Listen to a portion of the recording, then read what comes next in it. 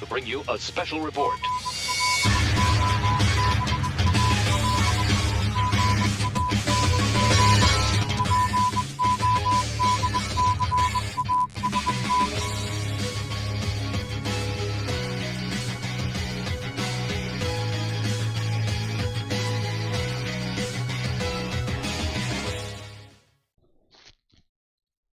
Welcome to episode 42 of the Global Gang podcast. I am your host, Alec Hunter, joined today by AnthonyJMo.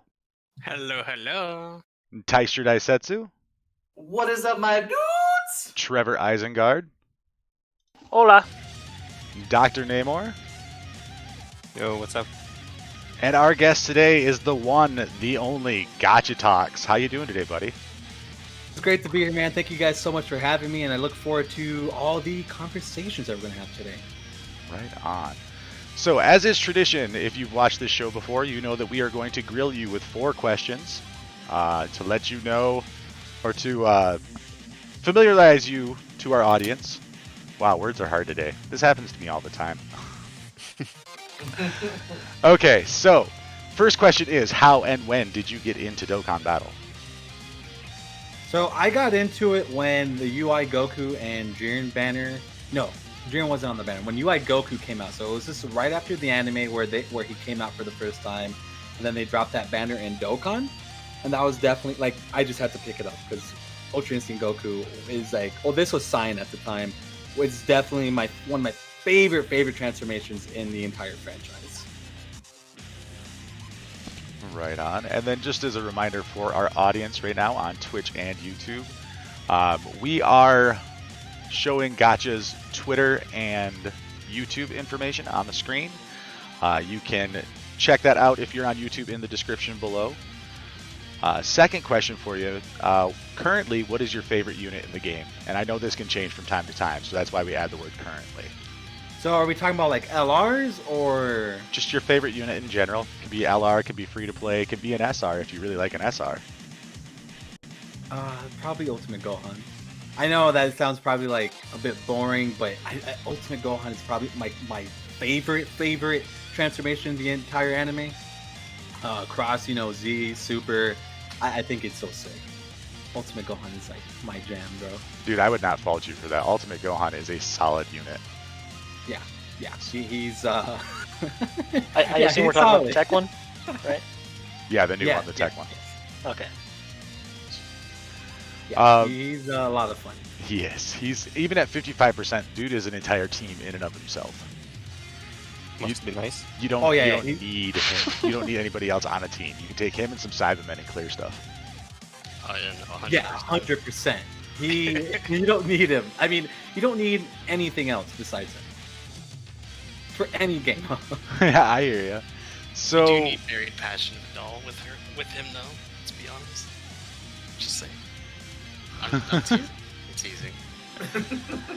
all right. So this topic has come up a lot lately as the game gets older. But what new features or units would you like to see added to Dokkan? Okay, let me think. So features. I am one of those crazy people who kind of would like PvP in the game, in the sense that there's another Gacha game I play called Bleach Brave Souls. Not sure if you guys have ever heard of that one. Yeah. Basically, they've had PvP since day one, but the PvP is like its own separate wing in the game. Like it doesn't matter. It's not like Grand Cross where you have to do it. Like there's no you don't have to, right? And I think if Dokkan implements it like how BBS did it, I wouldn't have an issue with it because it doesn't affect the core of the game. Like half the characters that come out in Bleach Brave Souls are for PvE only, and then like a good maybe 1% of the overall characters that they put in the game are for PvP. So like they've done like a really good job for both sides, and I think Dokkan could work with that. Give it some more flair. One thing I've talked to my boy Mr. Davey about a whole bunch of times is definitely like a revamp of the World Tournament. So that's definitely a feature I would like. And then in terms of units, dude. I want some more obscurity. I definitely want them to revisit Planet Namek Saga, kind of start doing a bunch of like Frieza's henchmen, Frieza's army, just stuff like that. I want more extreme units in the game, more GT representation. I just want them, the Garlic Jr. meme's alive, but I'm down for them to make a Garlic Jr. card. That's not a meme on this channel. Okay. No, that's religion. Okay. I'm glad. I am dead serious about We're wanting very a Garlic religious about Jr. it. in Okay, some way, good. shape, or form, and a Dr. Wheelo. Yeah. I'm we prayed super in the down dead for zone. that. Yeah, I'm 100% down for stuff like that. Just more extreme units, dude. I think right now, since Dokkan's been in a rough patch in terms of revenue, this is actually one of their worst performing years, believe it or not, even with all the hype units we've gotten. Yeah. I'm a little like burnt out on, every banner is like some insane fusion or something from the Tournament of Power. I'm really just ready for a break from summoning. It's been a tough year for everybody, and I just hope that 2021 they start just pumping out new extreme type cards and start doing more GT and just stuff like that. It's awesome. Yeah, it definitely needs a breath of fresh air blown into the game. I look at it this way: if we get a Garlic Jr., you will see the Global Gang podcast holding a seance. There will be a week-long stream, a party. I don't care how they put him in the game.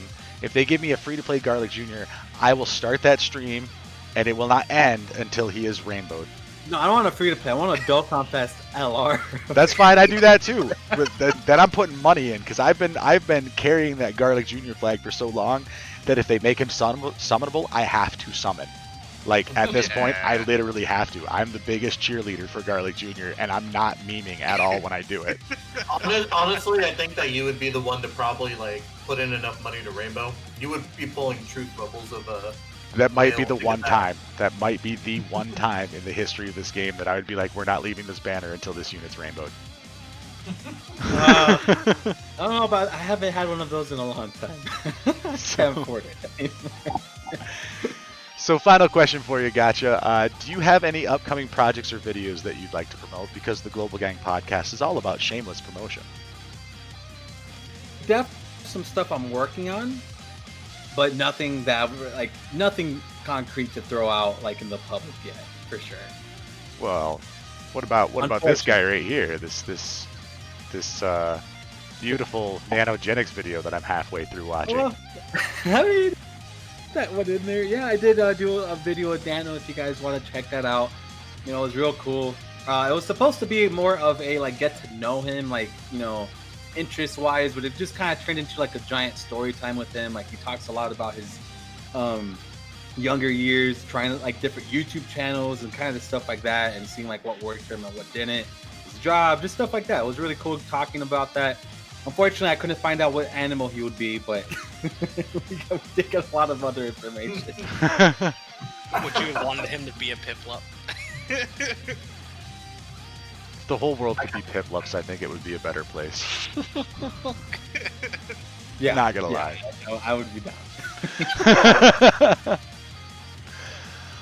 All right, guys. So moving on to some of our own announcements here. Of course, we last week talked about Rev's tweet for his holiday charity promotion that he's doing with the Direct Relief Foundation. Now, I did a little bit of digging between last week's episode and this week's episode because I kind of wanted to know a little bit more about this charity.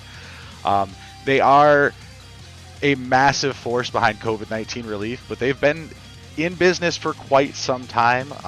According to Charity Navigator, they are a 100% rated charity, so that's awesome. You know that they're completely transparent.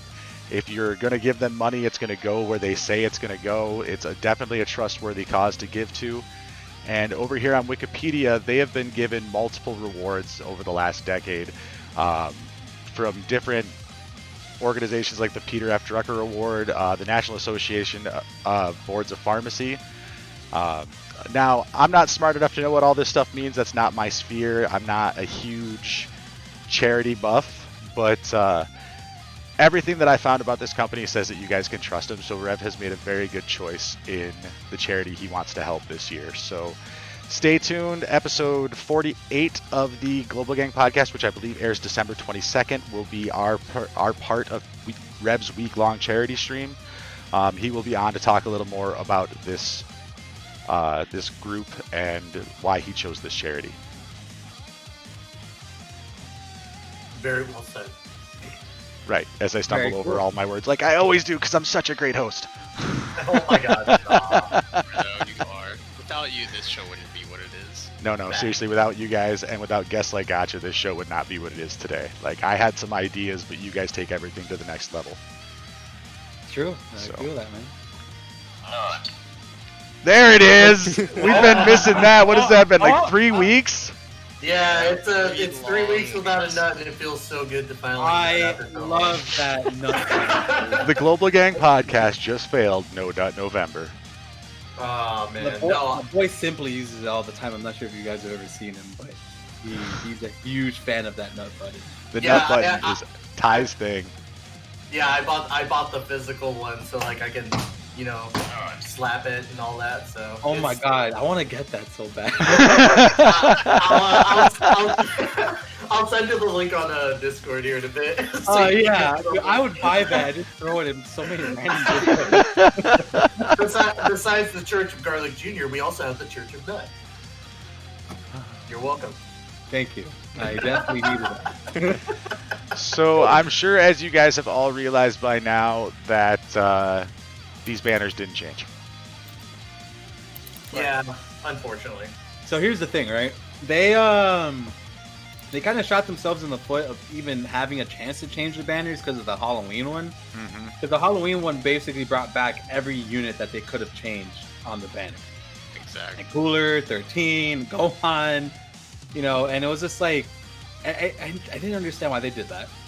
So, like, the one thing that, you know, I talked to Goresh about before was, like, they should have just put a Global First there in that little time slot. Because if they're going to wait till December to bring the Global First, there was literally no reason why not to bring it earlier. So that way they could have changed the Gotenks and blue banners, because these banners suck, dude.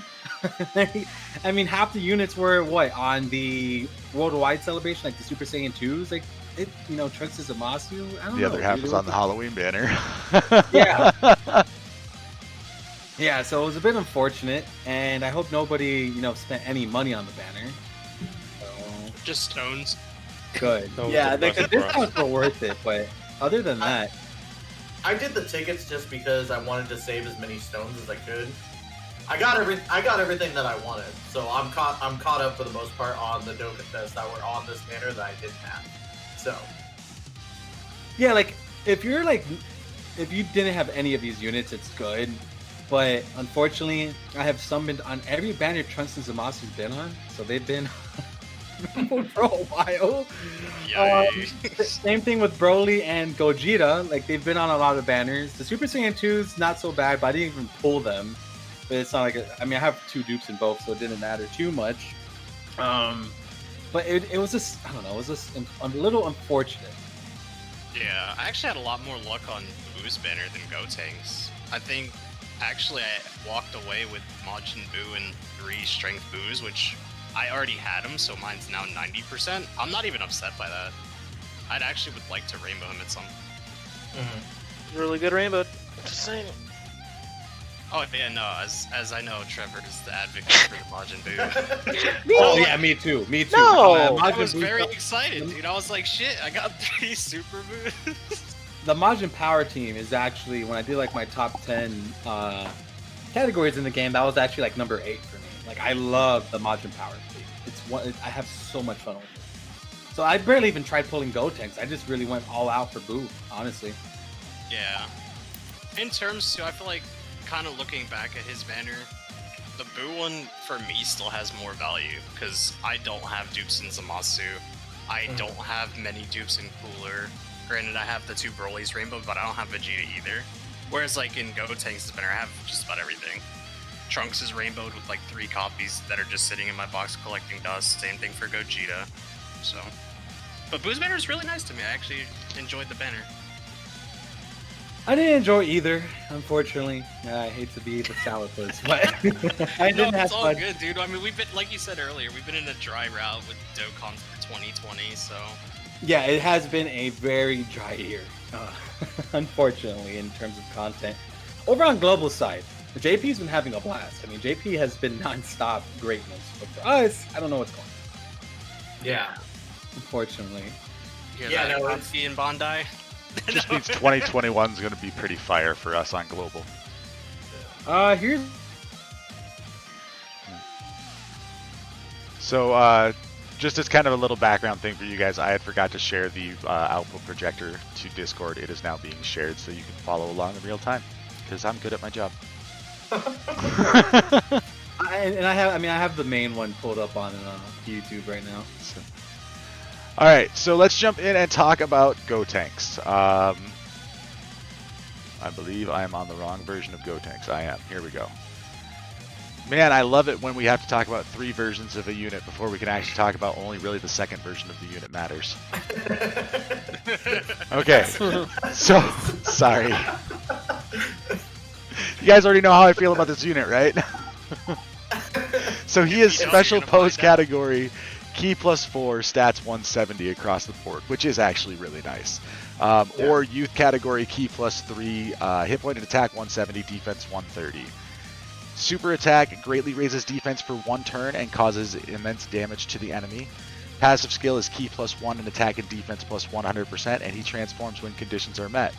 That condition is the 3rd turn from the start of battle. It's not an active skill, it's a passive thing, it's just going to happen. Link skills are signature pose, Saiyan warrior race, Saiyan lineage, the innocence, fused fighter, supreme power, and fierce battle. Categories are Fusion, Hybrid Saiyans, Majin Buu Saga, Super Saiyan 3, Transformation Boost, Youth, Super Saiyan, Final Trump Card, Special Pose, Rapid Growth, and Saviors. This dude has a lot of categories. See, sounds like Vegito Top here. tier unit right here. Right? Special pose! Yes! At least he doesn't have to worry about falling under the 2 categories equals trash unit meme. Right, right. Yeah. He's the furthest thing from. So on turn 3, he's going to turn into Super Saiyan Gotenks. His super attack becomes greatly raises defense for 1 turn, causes immense damage with a great chance of stunning the enemy. I believe great is 50 or 70%? 70% for 2 turns. Passive skill, key +2, attack and defense +100%, high chance of attack +50%, and an additional high chance of attack +50%. High chance of defense +50%, and an additional high chance of defense +50%. Medium chance of launching an additional super attack. His active skill transformation can be activated when hit points are 70% or more, starting from the 4th turn after transformation. So, best case scenario, you see the next transformation at turn 7. Link skills in this form are Signature Pose, Super Saiyan, Golden Warrior, the Innocence, Fused Fighter, Supreme Power, and Fierce Battle. When he awakens through the active skill into Super Saiyan 3 Gotenks, he greatly raises attack and defense for 3 turns, causes immense damage with a high chance of stunning the enemy. Attack and defense plus 100% on passive, plus an additional attack plus 100% when performing a super attack. Key +3 and great chance of launching an additional super attack for 4 turns from the start of turn. Link skills in this form are Limit Breaking Form, Super Saiyan, Over in a Flash, the Innocence, Fused Fighter, Supreme Power, and Fierce Battle.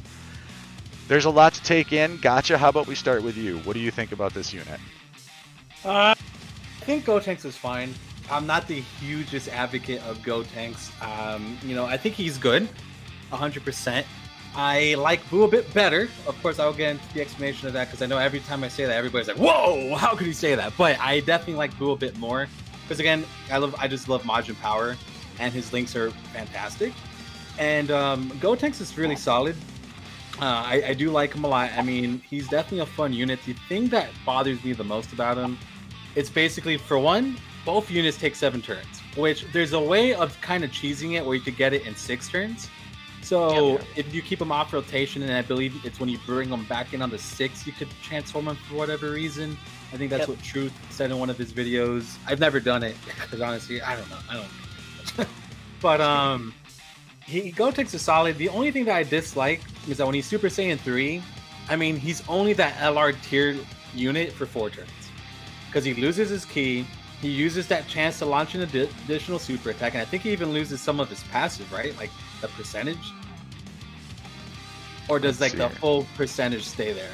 Because I know he only has that key +3 and the great chance of launching an additional super attack for 4 turns after he transforms. Okay, so that's where it is. Okay, so then all the percentages are the same, so that's fine. But him losing that key kind of hurts him because again, his key links are well, over in a flash, which isn't the greatest, unfortunately, in this dang era. But he's all right. I mean, as a leader, special pose. I mean, Heising mentioned it in the chat that he has fun with it. I definitely have fun with some of these categories. I haven't had much fun with special pose because Gotenks doesn't link that well with the team. But it is a fun team idea, and youth unfortunately isn't the greatest. So I'm a little more negative on his end, but I do see the power that he has for sure. Namor, do you have anything you want to add to that? Yeah, I just think these units are like mid at best. It's just annoying, and especially after seeing what JP is getting, it's just not worth it, you know? This is why I try not to look ahead.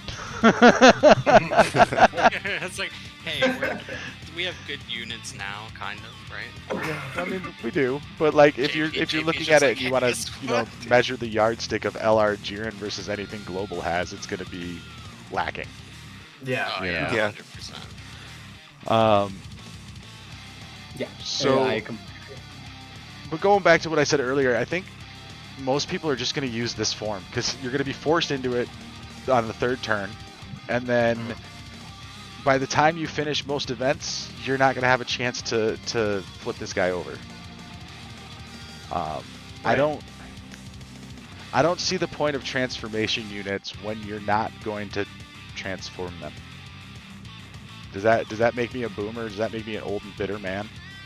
No, because I completely get what you mean. I feel like they expect you to have to use it. I mean, I it's don't know. like Ultimate Gohan, right? It's optional.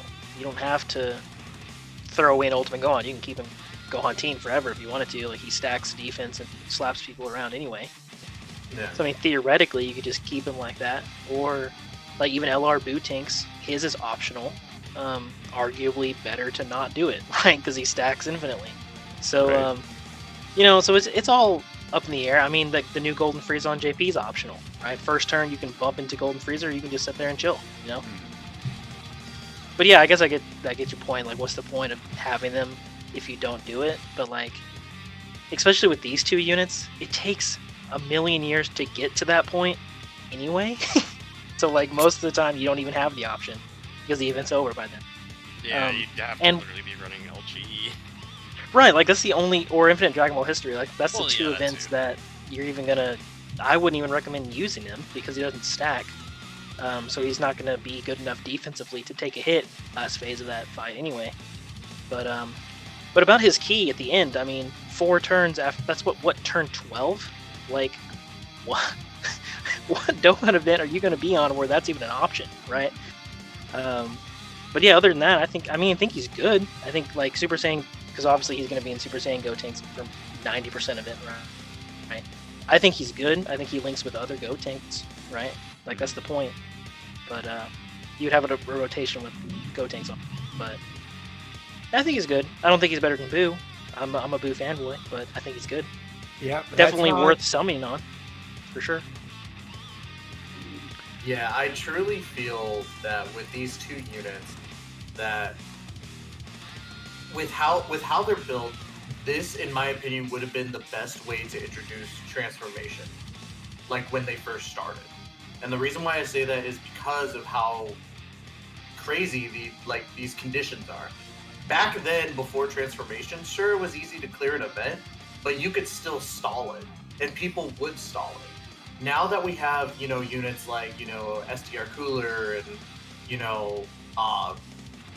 the new LR Gogeta and Vegito and all that other stuff, like, it makes no sense to have such a bad transformation condition. And not to make it all about the flash and flare, because obviously, units should be more than just flash and flare. We have passives and, abilities for that. But come on, there's nothing cooler, in my opinion, than when you're playing, some sort of event and your characters start transforming and you just get that smirk and you're like, oh yeah, shit's about to go down. with these two units, it's difficult because, yeah, you get the first transformation, but think about it with, like, in Gotenks perspective. You have to go until you get to the 3rd turn of battle, and then the 4th turn, or the 7th turn of battle is when you get Super Saiyan 3 Gotenks, 6th turn if you do the truth method. And then you only really get that Super Saiyan 3 Gotenks ability for like 4 turns. You know, and even then, like most of the time, you're going to finish an event way before you get to SSJ 3 Gotenks.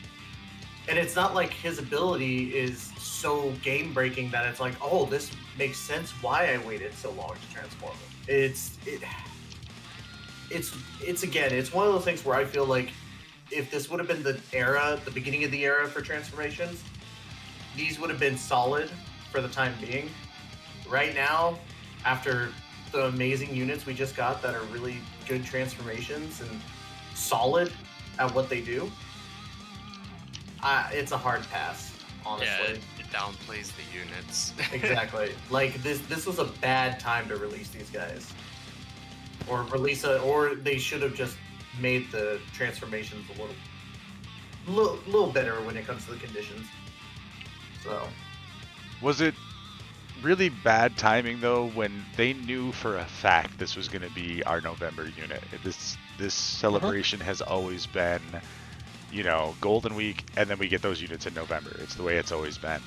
Well, I don't mean like the units being released. I mean bad timing with the transformation condition. Oh, okay. Sorry, I misunderstood. This is the wrong period of time to release cards with that type of condition. Mm-hmm. It's way too late in the game for that. Because these cards technically should have came to Global like 4 months ago if you were following the actual timeline. Right. I think is what that comes down to. Also, they did a lot to shoot this entire celebration in the foot, but we'll get to that in a moment. Yeah. Well, I'm meaning like this should have been like a little after third year, maybe. Oh, you think that this is regressive? Yeah, that's what I'm saying. Is like these should have been when That's transformations were first coming out. Like, Wow. I'll actually piggyback on that idea because I was just thinking that. Trunks and Zamasu came out last year, right? Yeah. For this is the Trunks Zamasu version of this year. Right.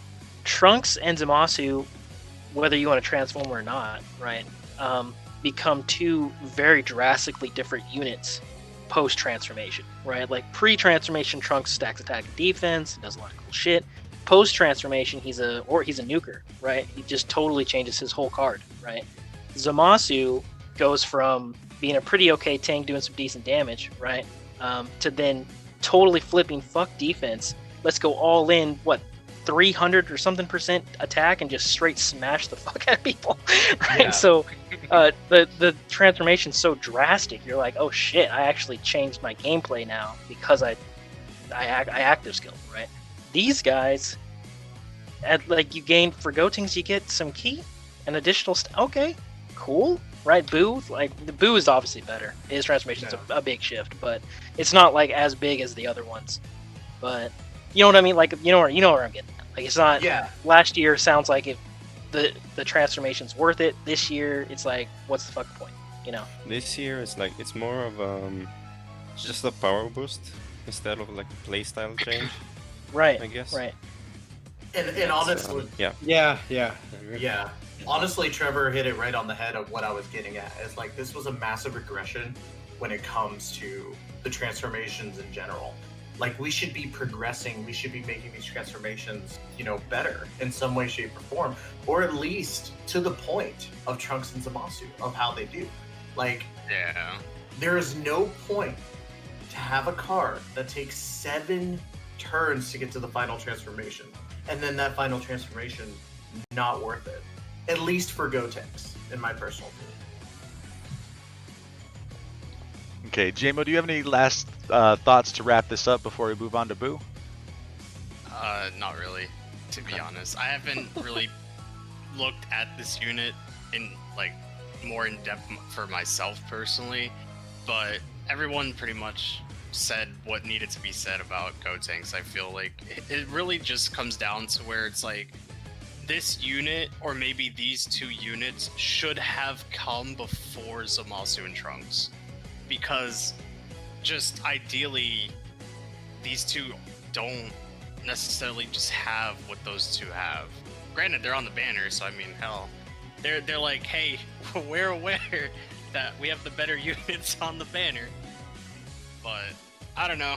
I have yet to use Boo, so I'm gonna try to Dokkan Awaken him at some point, use him more, and then maybe if we ever come back to the question of like, hey, what teams have you been using lately? And if I somehow say, you know, Majin Power or something like that, maybe I'll have a different opinion as to how I feel towards Majin Buu. Gotenks, I couldn't care for, to be honest. All right. Well, since we've kind of beaten Gotenks to death here, let's do it to Boo. Well, there'll be no beating of any sort. I love Boo, so.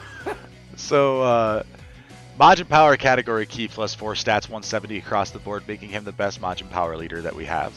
Artificial Life Forms category key 3 hit points attack 170 with defense 130. Super attack greatly raises attack for 1 turn and causes immense damage to the enemy. Passive skill key plus 1 attack plus 100%, reduces damage received by 40%, exchanges with Majin Buu pure evil when conditions are met, and that is just like the Gotenks from the 3rd turn at the start of the battle.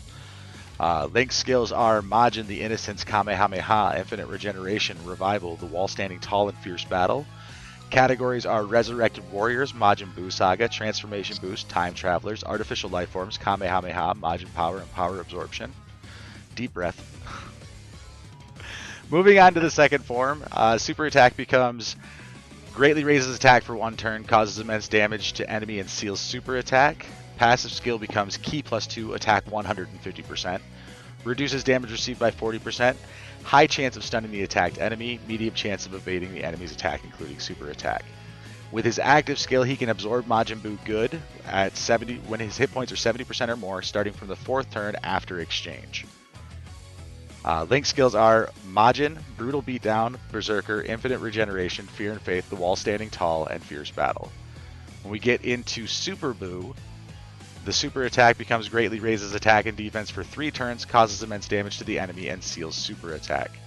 Passive skill Key plus 3, attack 220%, reduces damage received by 50%, chance of performing critical hit plus 12% per rainbow key sphere obtained. Link skills become Majin, Brutal Beatdown, Metamorphosis, Infinite Regeneration, Fear and Faith, the Wall Standing Tall, and Fierce Battle. Like, I like this unit, and I think the only thing that I have to say that's negative about him is grinding his Link skills would suck. He's the best unit in the game. I wouldn't go that far.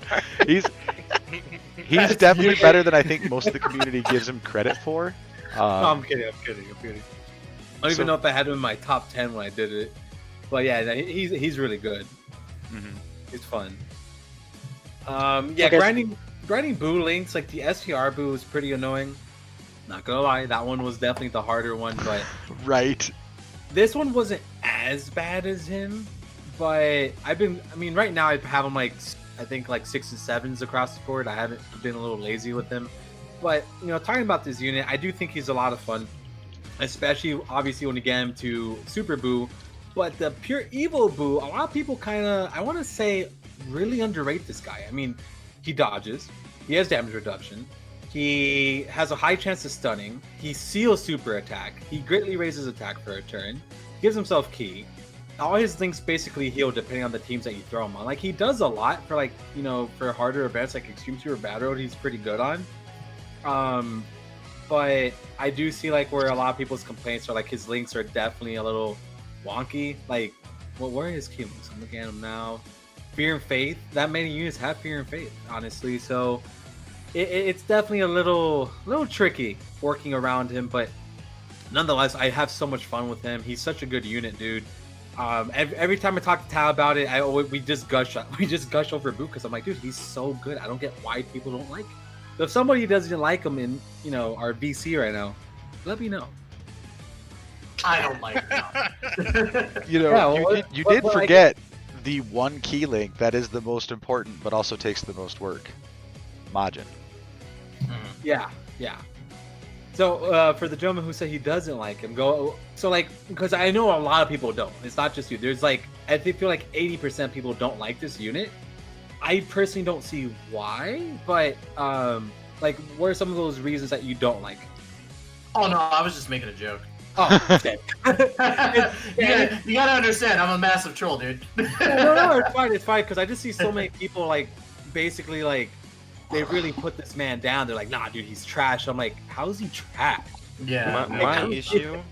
My issue with this guy is he doesn't really get any defense like before he goes into Super Buu, and I don't really like damage reduction without any defense. I just don't like that. Right, a 40% But damage other than that- reduction without defense is definitely not ideal. I'll give you Yeah, that. it's like Zamasu. But they did give him that chance to dodge. Mhm. That's what like really helps him What out. chance It's is like, that? I Medium think chance? so The it's medium. 25%. So it's there. I mean, it's not like it's not that high. reliable enough, in my opinion. It's not, but if you throw him in not that there. second slot and he stuns or seals, then you don't really have like a whole lot to worry about. But I do see what you mean. I'm not a big fan of just throwing damage reduction on units without defense, because I was like that's an issue I had with the Eijo Zamasu, for example. Like, but his defense is so poor that damage reduction doesn't even really help, right? And I've seen it a couple times with the Goten and Trunks cards that just came out, like the Awakenings.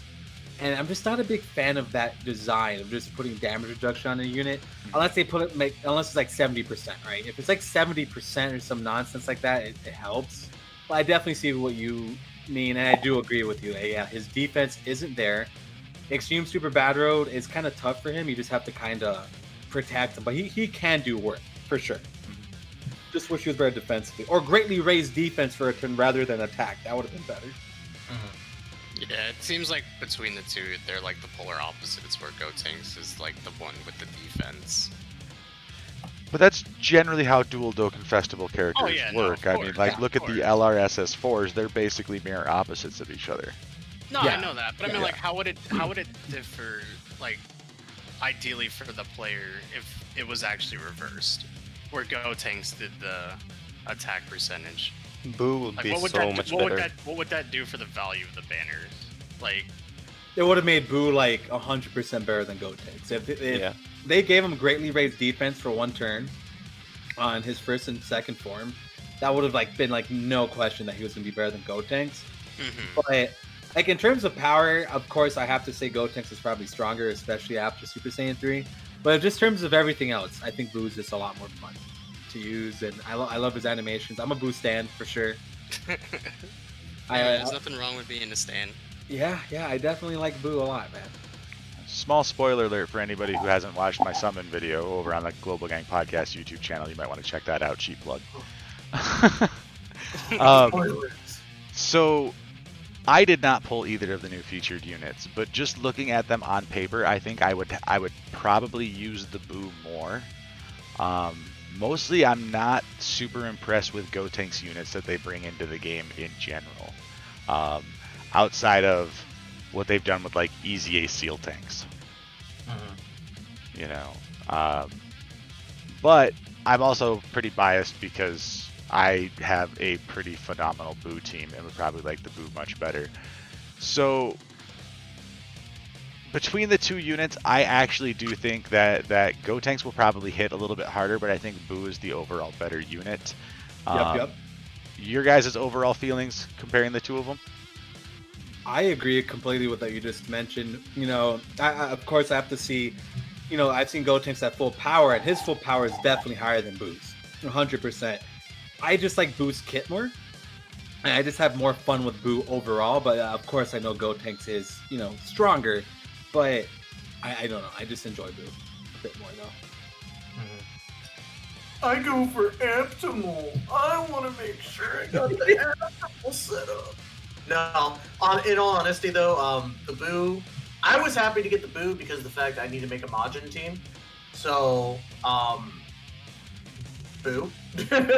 It's so nice that you returned home underneath the bridge. Underneath. You troll. I missed you, dude. I missed you guys so much. But no, like, I'm very happy and excited that now that I have a Boo unit, I can actually go for the Majin power. Just looking at both of them, the kit for Boo is just, in my opinion, better. Like, it's better suited for the Majin team, more so than the Gotenks is suited for the Fusions team. So, I kind of look at it in the sense of, like, who would I use more in what team? Would I use this more in a Majin team, or would I use this Gotenks more in a Fusions team? I definitely go with Majin, though the category is a little bit smaller, but it's also the kit that makes this card like so useful. Right on. JMO, any other thoughts on this? I mean, at this point, I can't really say, "Hey, I'm gonna enjoy Gotenks" because I don't have them. So I'm just gonna, I'm just gonna go with the game. I'm just gonna go with what the game favored me in and just said, "Here, dude, have Majin Buu." So Right on. easy vote.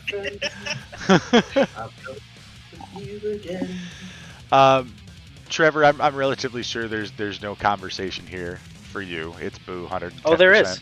Oh, is there? Oh, there is. There we yeah. go. Let's hear it. So, as y'all are aware, I am sure, I'm the Boo guy, right? I love all the Boos.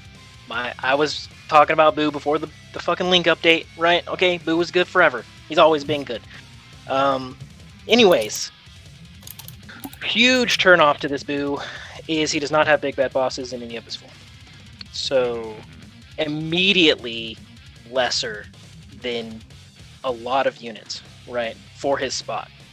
So, in my perfect Majin Buu team, right, you have LR Buu Tinks, STR Buu, Int Buuhan, Kid Buu. The physical one? Yeah, the Fizz, obviously the Fizz one. Like, don't run the Int guy. Don't run the Int Buu, please. Please. Fuck. He's so bad comparatively. Come on. Like, Right now, like on global a support, yeah. You're going to choose a support over an attack person? Like, the team's got attack. You don't need attack, okay? You need a support. Come on. Which Imp are you guys talking about? Int Kid Buu. Kid Buu. He's not great on global right now. He'll be After better his- after his EZA. Oh, okay. I mean, I'm saying even after EZA, don't use it. Fair Fuck enough. off. Put him on an extreme Int, sure. But, like, No I shot. don't For real, know you're about gonna that, use- hold on. Chief. hold on. You're, for real, choosing. There's only 2 support units on the entire category. And you have chosen to say fuck you to the best support unit in the game so that you Yes. can have more damage? Possible. For one unit, your one unit does Absolutely. more damage, but the rest of your team suffers. I don't I know. don't think so. I'm with Trevor on this one, I don't guys. think after, so, man. After running my Majin Buu team, you get LR Buu tanks on rotation with EZA Fizz Kid Buu and Bukalo. He's untouchable and he hits like a 6 million attack stat. Like 55%. yeah, like 55%. It's ridiculous how much those supports make a difference. So I'm supporting Trevor's view on this 110%. I'm just saying, dude. Like, I've been playing Boos for like a year now, and I know the team, okay? I know what it needs, I know what it wants, and it needs that Kid Buu. They need support. Anywho's, They're all codependent. Obviously, this Buu is better than Gotenks. I'm not arguing that. I'm just saying this Buu does have some points where maybe he wouldn't be the best for you. Like, if you already have a full Buu team of good units, right, of like the Boos, then maybe skip. Because, like, Tech Buff Buu, arguably better, right? Yeah. I would say maybe replace EZA Int Buuhan. Like, he's the LR's best linking partner, so if you don't have the LR, and, like, that's your other option, like, maybe chill on him, because he's only good offensively, he's not really good defensively. So, like, he's a good replacement. But, like, if you have a full stacked Buu team of full level 10 links, and you've been rocking that like me, he's kind of pointless for me, right? Like, all my other Buu units are really fucking good. Like, the team is really good. Like, he doesn't really provide any other growth for me personally, especially with the lack of big bad bosses. Like, big bad bosses is literally on every single Buu unit in my team except this bitch. So I've enjoyed using this guy. It's like he's perfect as a floater. Like, for that extra damage that he could get in, like with those like 3-4 Right. attack stats. Like, he's perfect for that. But yeah, you don't necessarily need him for anything. But he's perfect for that. Like, just that extra oomph into the team. He definitely does help a lot. right, like, I'll grab him as a friend unit, maybe. You know, like, that's Yeah, cool. he does have I'll the best one. speed. It's not by much, but yeah, he does. He is a bit better. Right, than right. him. It's just like 40% on the. I Like, will it's say maybe- this. The Goten and Trunks, I found them to be much more. They have much more of an impact on the game. You know, in SBR, they fit on like so many teams. You can put them they can beat like 5 stages alone, and I think they have more of an impact than actually Gotenks and Move. Right. That's very possible. agree. mean, they're probably really phenomenal on several of their team setups. But we could sit here and debate this particular topic for hours, I bet. Like, we could go down into the nitty-gritty, we could break down the math, but really we want to know the most important thing. Which one of these 6 arts is the best? The Oh, last but Super Boo one for me. Oh, Yeah, the last Super Boo. Last Super Boo? Yeah, It's, for the, sure. it's the most iconic, man. You gotta, like, for me. I don't personally, know, have dude. respect. There's have to something respect that, about dude. It's just Super so- Saiyan Gotenks, though. I mean, there's that swagger in that picture right there. And that dude's like 6 years old. We might have a different meaning. He's like 6 years old. Yeah, the swagger might be a bit different. wait, how did they regress in age? But, like, Trunks I is 8, Goten is 7. How did they go to 6? I don't know. What, But I- how Well, they how don't aren't they add. teenagers in Super? You're so worried about the numbers. Right. True. So, I take it from the standpoint where it's like this Super Boo, like kind of. So to backtrack way when this discussion first started, where everyone was like, or I think Alec, you brought up the point where it's like you're gonna see, and Ancient mentioned it in the chat as well. Like 90% of the time, you're never gonna see them reach Super Saiyan 3 or Super Boo unless Right. you do it yourself, right? But comparing the two now, imagine that Super Boo being like a base SSRR and we had like a dual Dokkan Fest between this and Tech Ultimate Gohan. That could have been what it was. That would Like, be cool. in my opinion, Breaking my this damn Boo, heart, JMO. this Boo art is like perfect to go on a dual Dokkan Fest against Tech Gohan. Obviously, they would have to remake his entire thing because in terms of like his super attack and parts of his passive, he's a little underwhelming in comparison. Well, he's way underwhelming in comparison to Tech Ultimate Gohan. But it would have been like that classic like dual Dokkan Fest hero versus villain, you know? And that Boo represents exactly why I like it the most out of all the arts. Because it literally is it's literally the sister art to the Gohan. Or brother art rather. But So I'm gonna be the different guy, and I'm gonna say that actually I like the Boo facing off with Evil Boo art, and the only reason why is Right. because back when I was little, Evil Boo was menacing to me. he Like, was terrifying, dude. I thought Evil Boo looked scarier than Super Boo, and even Kid Boo. I would not want to fuck with that guy. I don't care what anybody says. So to have He looks like a fucking knock, dude. yeah, and to me, like, it just, this is iconic because this is when you know that Fat Boo was the good side of Boo. yeah. That's when you know it's like, so this whole time, like, Fat Boo was, the Kid Boo was actually the, like, Kai's version of Boo. And the evil Boo is actually what Boo is supposed to be. And then, you know, after that, you know, Evil Boo just beats the holy crap out of them, and they become Super Boo. Right. I think the big point of the arc was when Boo got scared. You know, like we've all been scared of Boo this entire arc, right? Like, oh fuck, Majin Boo's he's tough shit. Super Saiyan 3 couldn't beat him. Holy fuck, right? We're done. Yeah. And then he gets scared, and you're like, oh fuck me. like, Now oh, we're really damn, bro. screwed. Yeah. Shit. You know, So- but yeah, so I get that for sure. Didn't Boo's eyes finally open when Boo Yeah. showed up? No. Oh wait, yeah, they did. That's a good point. I thought for a second that his eyes opened when Oh. Majin Vegeta did his final explosion, but they did not. It's okay. I had to meme that one time. I will say though, for people who are curious, his sticker fucking sucks, and do not waste a sticker. It's bad, bro. It's real bad.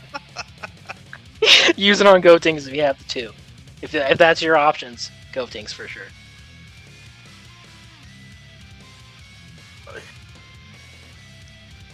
Sorry, everyone's wondering what's going on with chat because like we have way more YouTube chat than we do Twitch chat, which is weird for us. So Yeah. that's a first. It is weird. So yeah, if you guys are over on YouTube, make sure you like and subscribe and sell your firstborn, whatever it is to get us to the top of the algorithm. Don't forget to ring that bell. Yeah. Right? Even though the bell barely works sometimes. Barely. All right, so general consensus, I think the majority of you guys like the Super Boo. Tystra and I are kind of the outliers with the weird choices, because I'm all about this, where'd he go? I'm all about this art right here. I don't know why, I just am. And then Ty's got that one right there.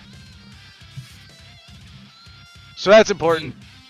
The winner of this whole thing is Boo, because he's got the better art. That's what it comes down to, right? Yep. There you go. That's it. Boo wins. That's scientific method right there, people. Yep. Dokkan logic. Facts. So moving on to characters that don't actually suck anymore. Yes, sir. Yay. The Int Goten, which I'm sure a lot of people have either baba'd or have just cried about getting in their summons because who wants this guy, has actually you become do. something you kind of like. Yeah. Kinda. I like Kinda. him a lot. He's very good. Kinda.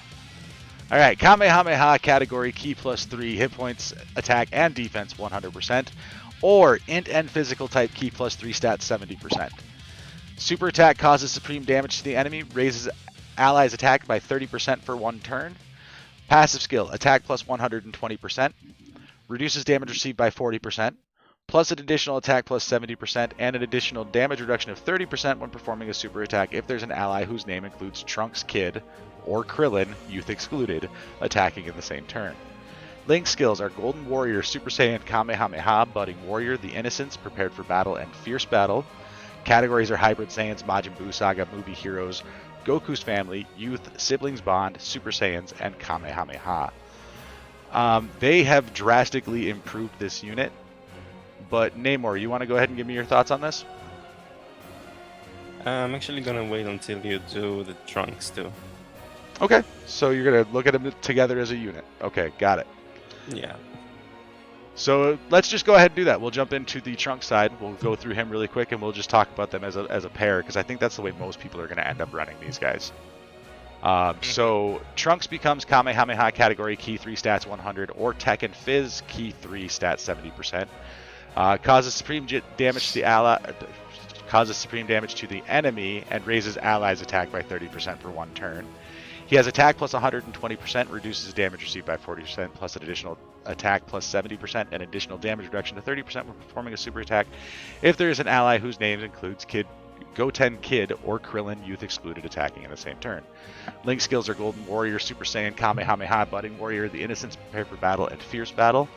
Categories are Hybrid Saiyans, Majin Buu Saga, Movie Heroes, Vegeta's Family, Youth, Super Saiyans, Kamehameha, and Battle of Wits. Back to you, Namor. Okay, so on paper these two look very similar, and they are, but I think the Trunks is a better by a lot, because, listen to this, his passive activates when there's another Goten in the same turn. You know who has Goten in their name? LR Goboros. And Goten does not have like a partner like that in his own type or in any of the categories. And plus Trunks is doing the Kamehameha, which is pretty rare for a Trunks unit, so I like him better, but both of them are pretty much the same unit, except for those 2 facts. But I like them. But you compare them, like if you had Go Bros and the Mighty Mask LR? Like you could Mighty run Mask. Yeah, not with Mighty Goten and Mask, Trunks? the Goten and Trunks. Yeah. You could run them on opposite rotations, but still get their passives off because of those 2 cards. Yep. That's actually not a bad idea. I mean, I feel like at this point, most players, if you were gonna use them, would probably throw LR Mighty Mask on the team anyways for those who actually pulled it. Damn. But it wouldn't even be a Kamehameha team that you would throw them on. Obviously, you Be could a try hybrid to Saiyans prioritize team. having them with. Yeah, exactly. So I mean, you would have him probably on a team even with Go Bros. But I mean, we do have to throw out here that where the fuck is the Krillin on any of those categories? This is true. Like literally Majin none Buu of Saga those and Movie categories. Heroes. Yeah. I was about to say, like, But it's not a good Krillin. It's the free-to-play one from the BioBrew. Right. Yeah. Right, the Krillin with the hair. Yeah, he's with the hair. bad. So, I mean, that makes me think that they're going to come out with a Krillin at some point. One would freaking hope, right? I mean, they've already come out with, I mean, 3 decent Krillins in the last year and a half? The Battlefield dude, I 1, rewatched that the Prime movie the Battle. other day. Mhm. Oh, right. Yeah, I rewatched that movie the other day, and like Android 18 is like really prevalent in that movie. Yeah. And like she should have a card. Like she carries that whole fucking movie. Like it's literally an Android 18 movie at that point. Like she fights all the Basically. bad dudes. She fights Broly. I mean, I don't, Krillin does a Destructo disc and cuts off Bio Broly's head. You know, I'm like, that's a moment. Right? That should be a card. But I digress. I'm gonna keep my comments to myself about Android 18. But hey, fantastic. Oh, we know. I'm with There's you. a reason you keep a box of Kleenex on your desk. We know.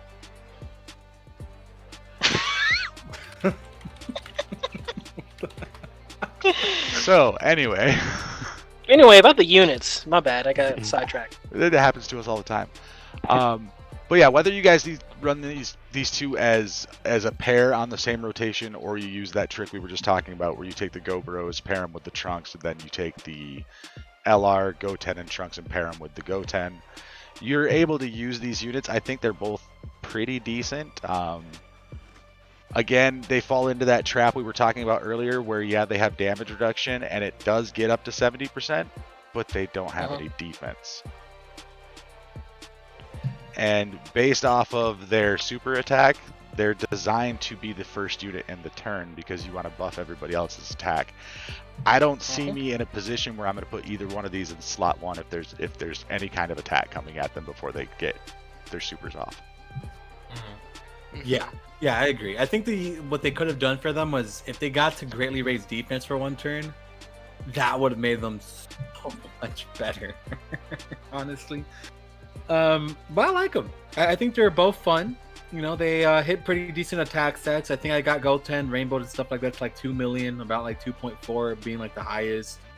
Yeah, I mean, they're fun. I think the issue with Global right now, right, it's that these units, like Goten and Trunks, came out in April on JP. So from April till now, we've gotten so many better banner units.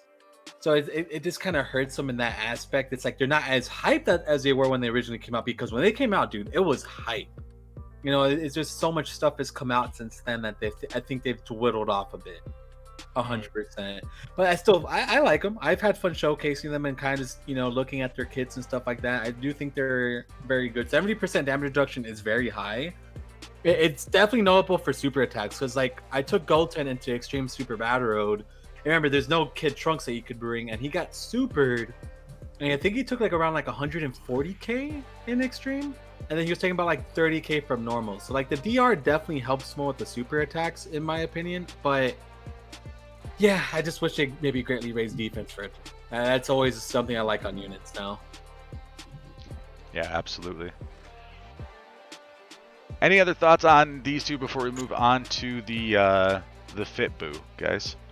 AI. Yeah, they're good. I mean, you kind of have to, like, I know that we're all been playing for a while, and some of us are whaley, right?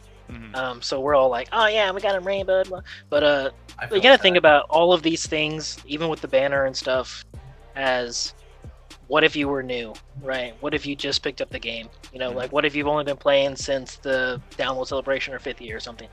Like, in that case, these units are super dope, right? Like they're pretty good for shitty, like common units that you get all the time. Like that's, I think, definitely worth talking about. So if you're new, don't listen to these fucking old men. Just play the game and enjoy your units you have. Right, and we do often get caught up in the what is the best, because we have been covering this game. We've talked about 150,000 different units, and Right. What the vast majority of the online community is concerned about is whose pixels are bigger, who does the more damage, which super attacks are the prettiest, who has the cool sticker effect. And a lot of that stuff outside of the mathematical stuff like damage done is very subjective. It's up to your own personal interpretation. Like, I love these two card arts, for example. I like them together because they mirror each other. That's why I keep flipping back and forth between them, because I think it's cool. Anyway, but like for me, I probably won't run either one of these units, and I have the Goten set up where he could be 90% right now. And I probably won't run either one of them because I don't have a team that they benefit because of other units that I have. But like, let's say I didn't have, I don't know, a better Goten, like the family Kamehameha Goten, which is almost impossible with as much as they give that guy out for free. But let's say you don't have that Goten, then this Int Goten is better than not having a Goten at all.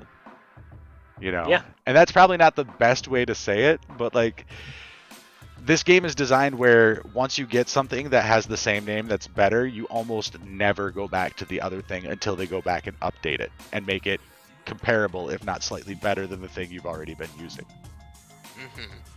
It's just the nature of how this particular style of gacha game works. So I think a lot of us do get wrapped up in the fact that we have something that kind of sort of, because it has the same name and does something a little bit better, like that particular strength Goten.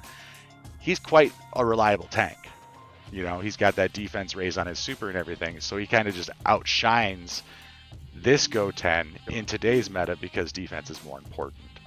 But that's not to say that this character is a bad unit. This character is going to be massively helpful for people with low to mid tier boxes. Right, thank you. That's all I was saying. I know. Thank you for reminding me that I often get caught up in the whale mentality, because I do, and I don't think about it.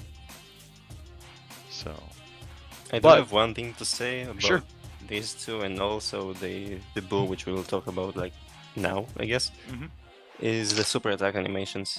I think they were pretty lazy when they did these two, and the Boo. Like, they should have done more. I think that they didn't even change anything about the Goten and Trunks, except for their lines when what they say when they do the super attack. I mean, in their defense, that movie sucked balls. So there's really not a lot of non-generic energy blast moments in that movie. I think Trevor hit the big one on the head was when we got the Destructo Disc decapitation, and then the group energy blast at the end. Right, yeah. So, but yeah, I do think that they could do better with super attacks, but these are what? When did these guys originally come out? April. I think these are about 4 years old, aren't they? Yeah, these guys originally came out June 13th of 2017 before their awakenings. Okay, so they're not going to, like, I don't think there's a lot of units that once they awaken them from an older unit to a newer unit like that they go back and redo the super attacks. I think if we go back and look at it, you'll see a lot of these older units are getting, love as far as stats are concerned, but their super attacks aren't generally being touched. Yeah. Speaking of bad pixels, have you seen in Gotenks' event when the tech Gotenks supers you? Oh, and God. Then your character gets zoomed into the screen? No, I actually haven't seen that. Like, I mean, I've ran the event, but you guys know me when I'm streaming. I'm not really paying attention to the game. Oh, dude, you should see it.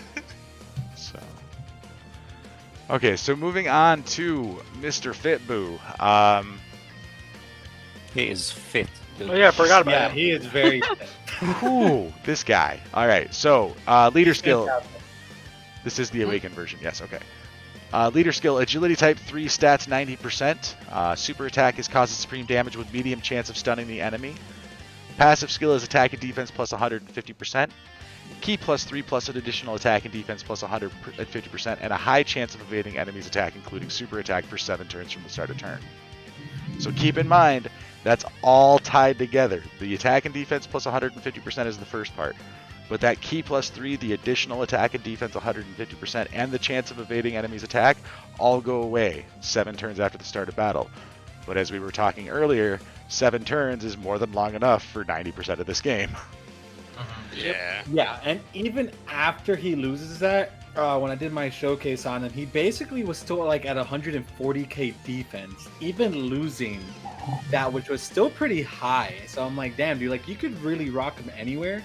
Like, yeah, 140k defense in hindsight isn't the highest, but like, it's Was that not... rainbow though? Yeah, rainbow. I would feel like most people. I don't think that counts.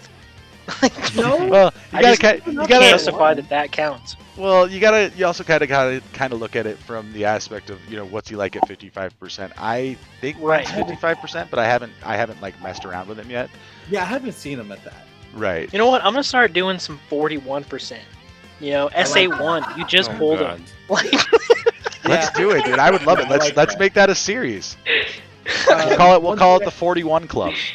One thing that I Yeah. just seen from the chat, which I 41 do game. agree with, he's definitely a Bergamo, but he's Yeah. a better version of Bergamo. He How? doesn't need to get hit. Like no, Yeah, I mean, seriously, he not to be argumentative here, but Bergamo just consistently becomes a god. After 7 turns, this Yeah. guy falls off the cliff.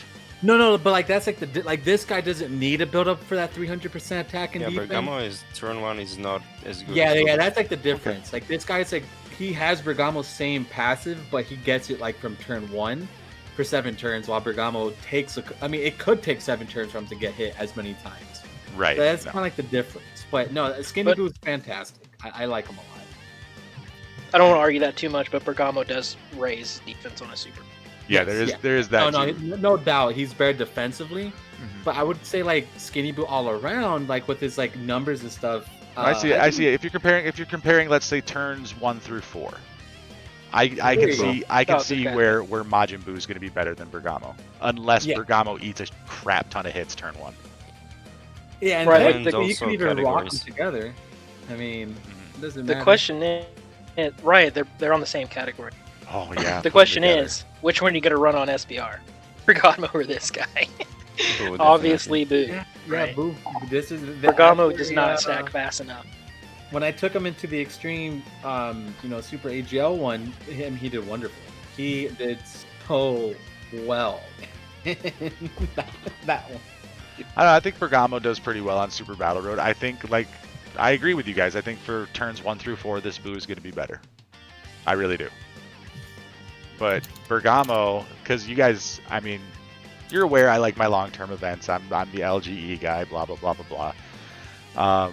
Bergamo, for every point invested into him, he returns so much more. Right. Like, after turn 7, this guy's going to be a decent unit. This Majin Buu is going to be a decent unit. After turn 7, Bergamo is going to be God. I mean, it's that to Yep. me. I mean, but again, it's comparing short-term event or short-form events like Dokkan battles versus Yep. long-form events like LGE. So It's they each have honestly- their place to shine.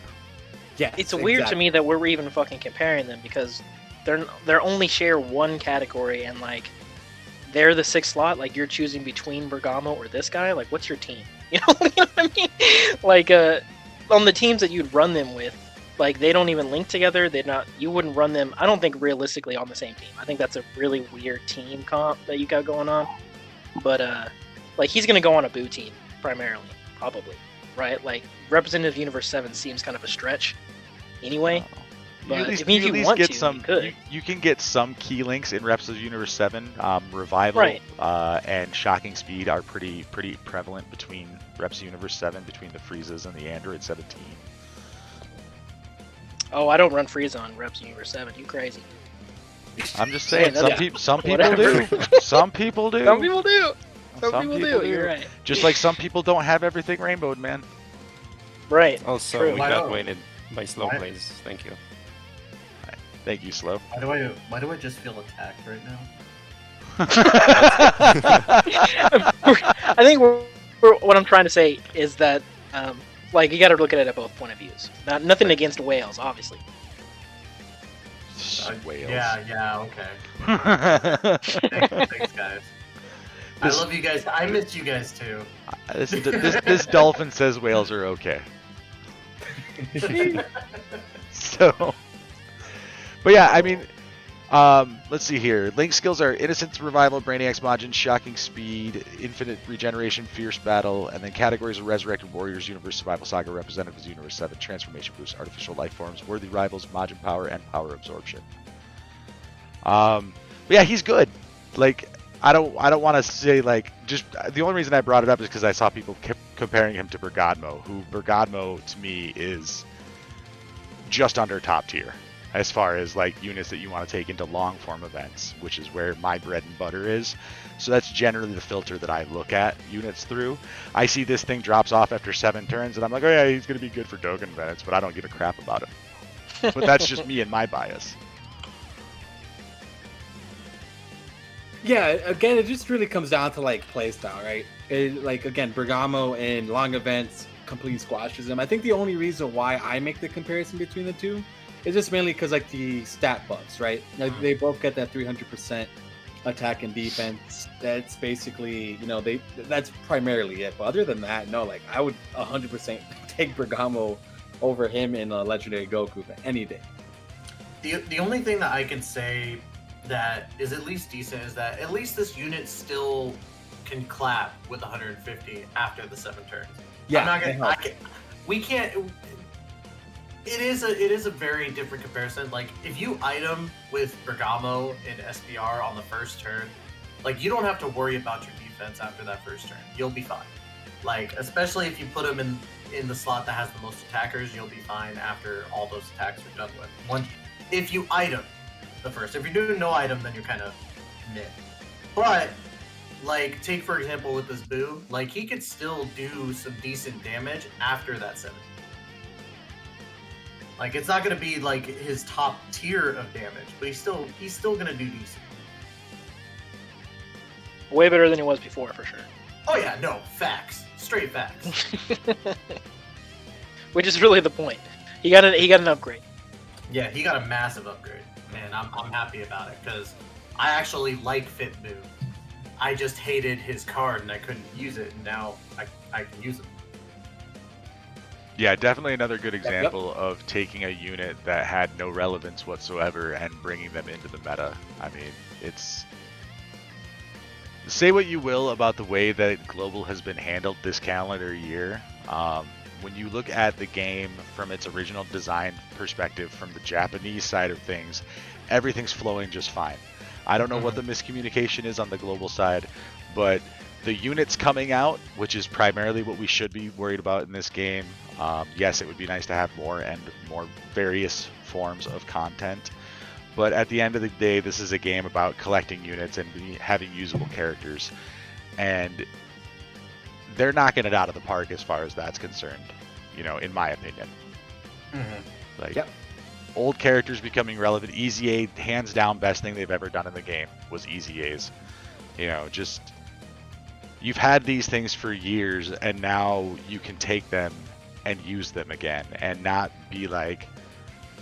Well, I'm sure most people don't have this problem, but, you know, when you use a weird team, Trevor will be one to side with me on this one. When you use a weird team and you're a content creator, the backlash you get from your viewers, like, you literally have to justify why you're doing stupid things. Like, and by the way, that justification for here on out is for the content. Like, yes, I know running 120% EZA, you know, Gohan from the Super Battle Road as my leader in Hybrid Saiyans is not the best idea. I've cleared that stage in 12 minutes, you know? Let's do something that makes it a little harder, you know? When I'm running double physical Boda Magetta teams versus Legendary Goku, yes, I know it's going to take me an hour and a half to beat it. I know I could do it in 12 minutes, but it's the point of it's content, or it's a stupid challenge that I've come up with for myself. When we see teams that include weird makeups, like if you end up with a team where you have Majin Buu and Bergamo on the same squad, yeah, it doesn't make a whole lot of sense from an effective gameplay standpoint, but someone has a reason that they're doing it. And I'm going to do it just because we brought it up. It's not all about the optimal. So... Optimal.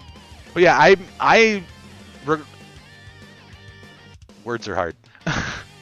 No, you're fine. I'm really excited about the future of Dokkan based off of the cards we've been getting, more so than the content.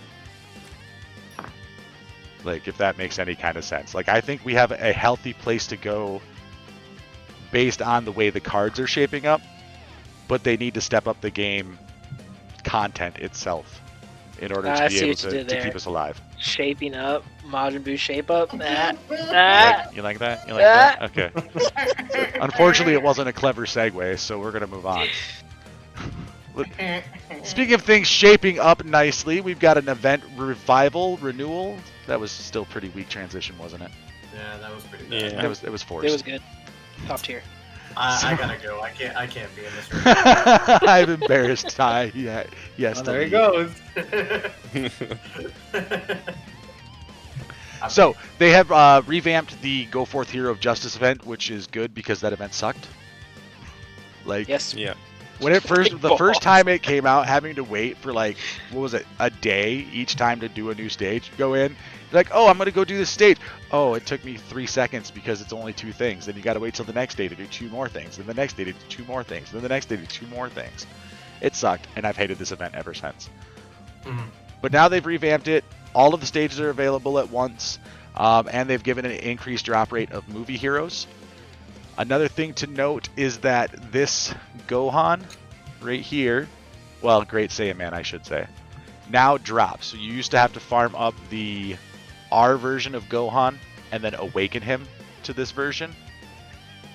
But that sadly means that this R version of Gohan no longer exists.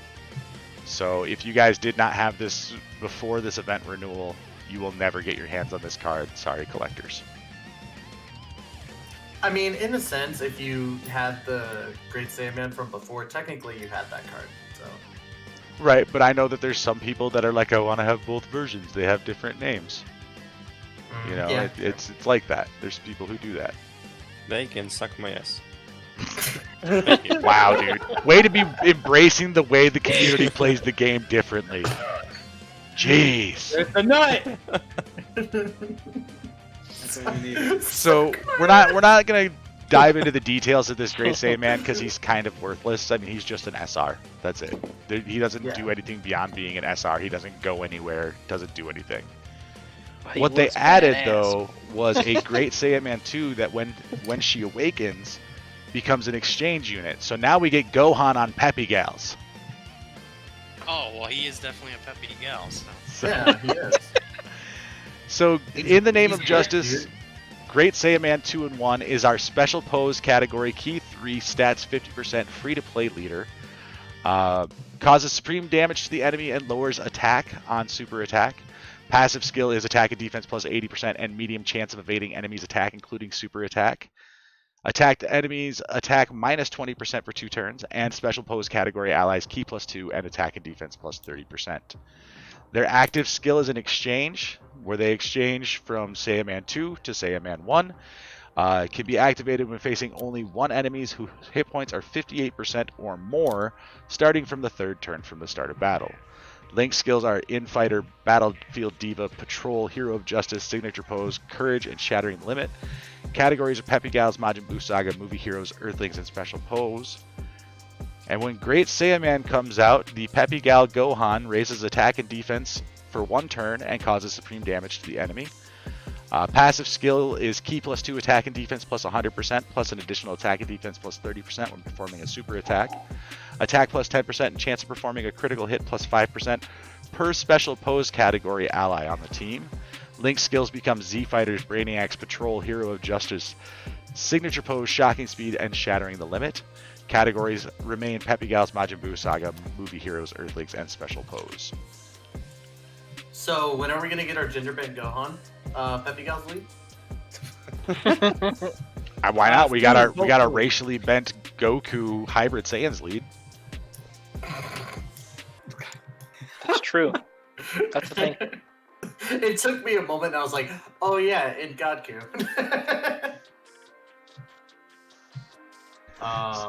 It's a solid free to play unit.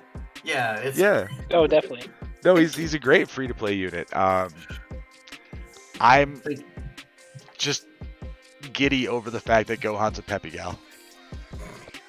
I mean, have you seen him since he became Great Saiyaman, dude? Oh no. Might as well Oh, been yeah, a- but he hero might as of well been a justice. cheerleader. Those legs, though, yeah. I mean, come on. Okay, Makes sense. Makes sense. so I don't see me using this unit a whole lot personally, just because my Peppy Gals, my Majin Buu Saga, my Movie Heroes, Special pose. Yay.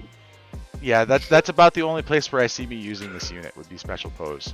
And I don't have a special pose leader, so maybe I'll do a free-to-play special pose thing. I don't know.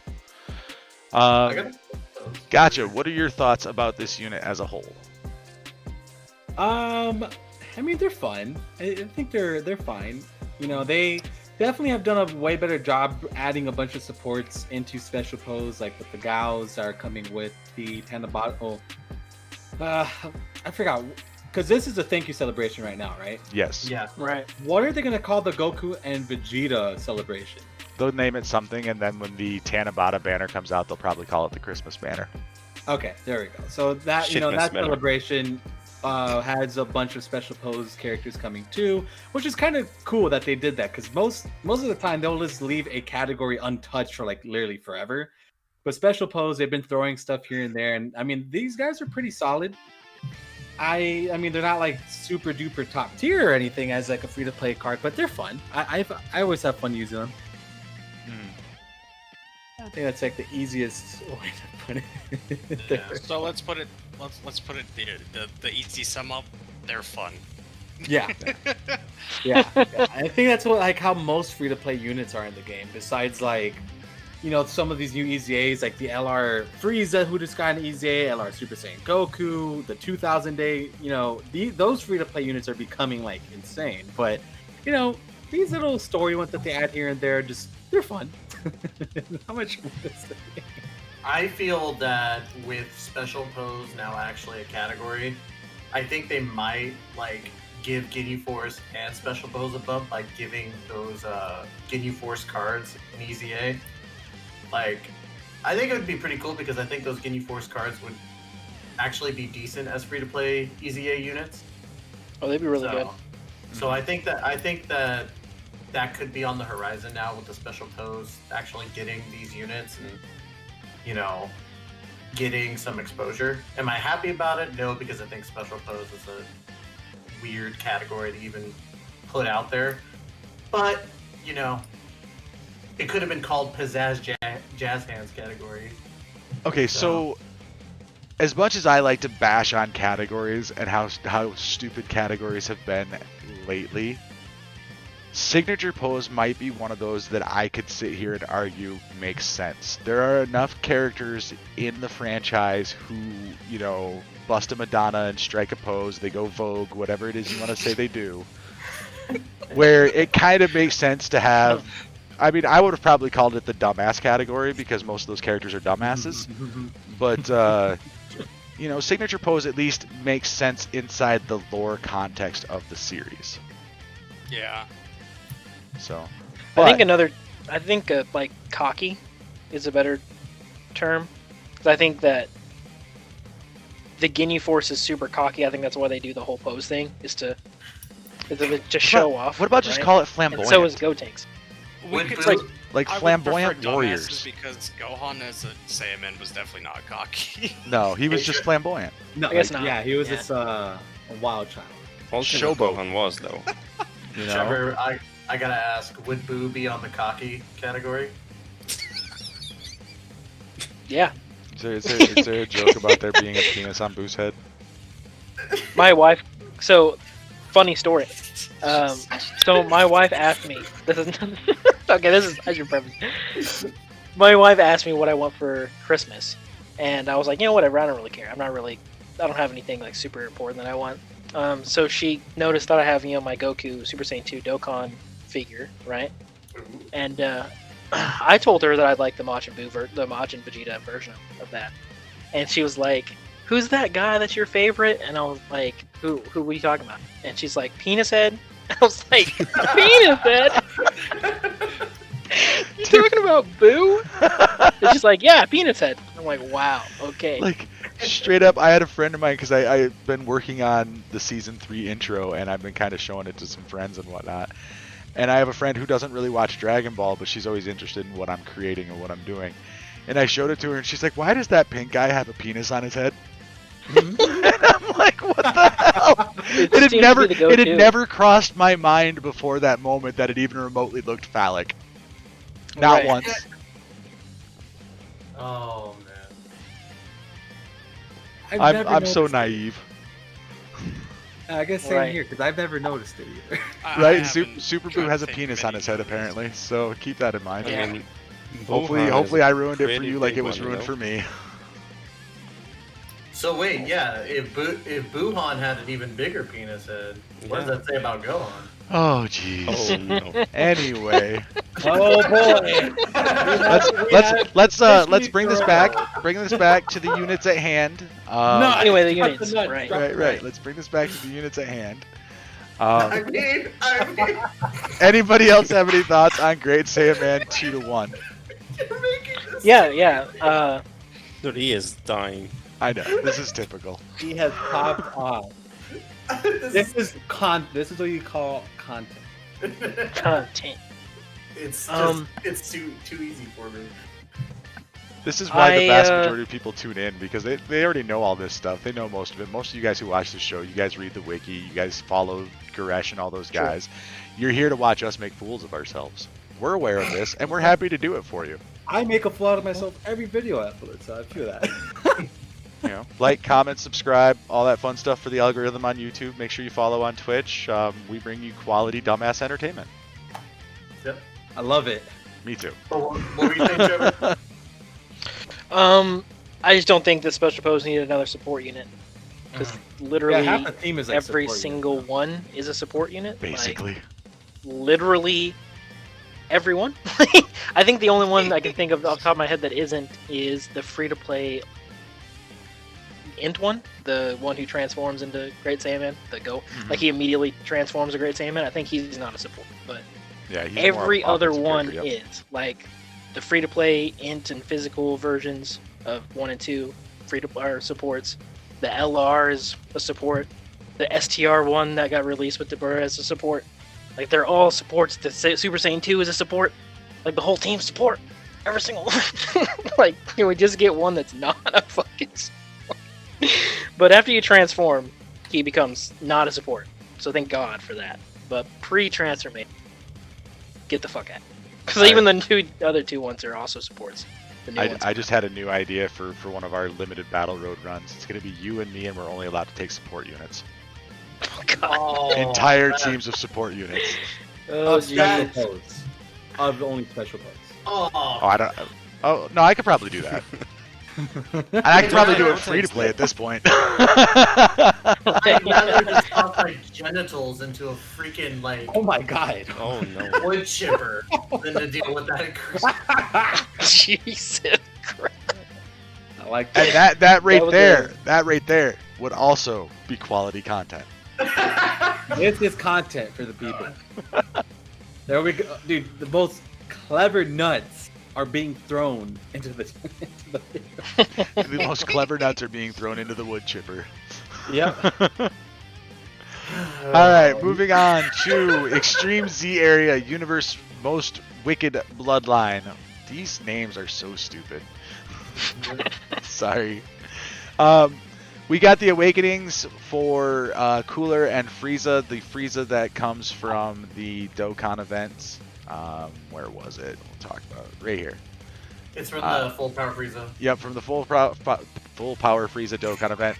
He awakens like twice now, so you got to farm up like a bunch of copies of him, awaken him like 45,000 times. All I that love fun these stuff. units though. They are so good. They're so much fun. So much fun, dude. So let's talk about the Frieza first. Once you get him fully awakened and easy aid, he is a wicked bloodline category, What key the 3 hell? stats 77%, or in type 3 key 3 stats 50%. He raises attack infinitely, causes supreme damage to the enemy, and lowers attack. Passive skill is attack and defense 100%, guards all attacks, all allies key +2, and attack and defense +20%. Why are words so hard? When there's a Goku's family category enemy. Reduces damage received by 50% when guard is activated. Link skills are Prodigies, Universe's Most Malevolent, Shocking Speed, Strongest Clan in Space, Nightmare, Formidable Enemy, and Fierce Battle. Formidable Enemy? Is that a new Yeah, category? he had it before. Oh, No. did they change the name of one of these, or was it just No, one we no, never no, see? no, no. Okay, it's no. just one we never see. All right. Category: It's an old Planet street Namek one. Saga, Transformation Boost, Wicked Bloodlines, Dragon Ball Seekers, Terrifying Conquerors, and Inhuman Deeds. Yeah, it's not very often I see a Link skill and go, "What the hell is that?" Sorry, 1 second. We got to check. Yeah, Oh, it's the just one an with attack like win. the Super Saiyan 3 Broly and those old. It's literally nobody on the category. Hey, Raleigh's on there. Right on. Right, it's those Hell it's those yeah. all the droppable ones. What the you know, like fuck the is cell that? and stuff. That's an interesting Link skill. Like, Yeah, it's I'm pretty totally running this free-to-play Frieza with this Raleigh. Let's do it. Dude, hell yes. I love Sorry. the helicopters.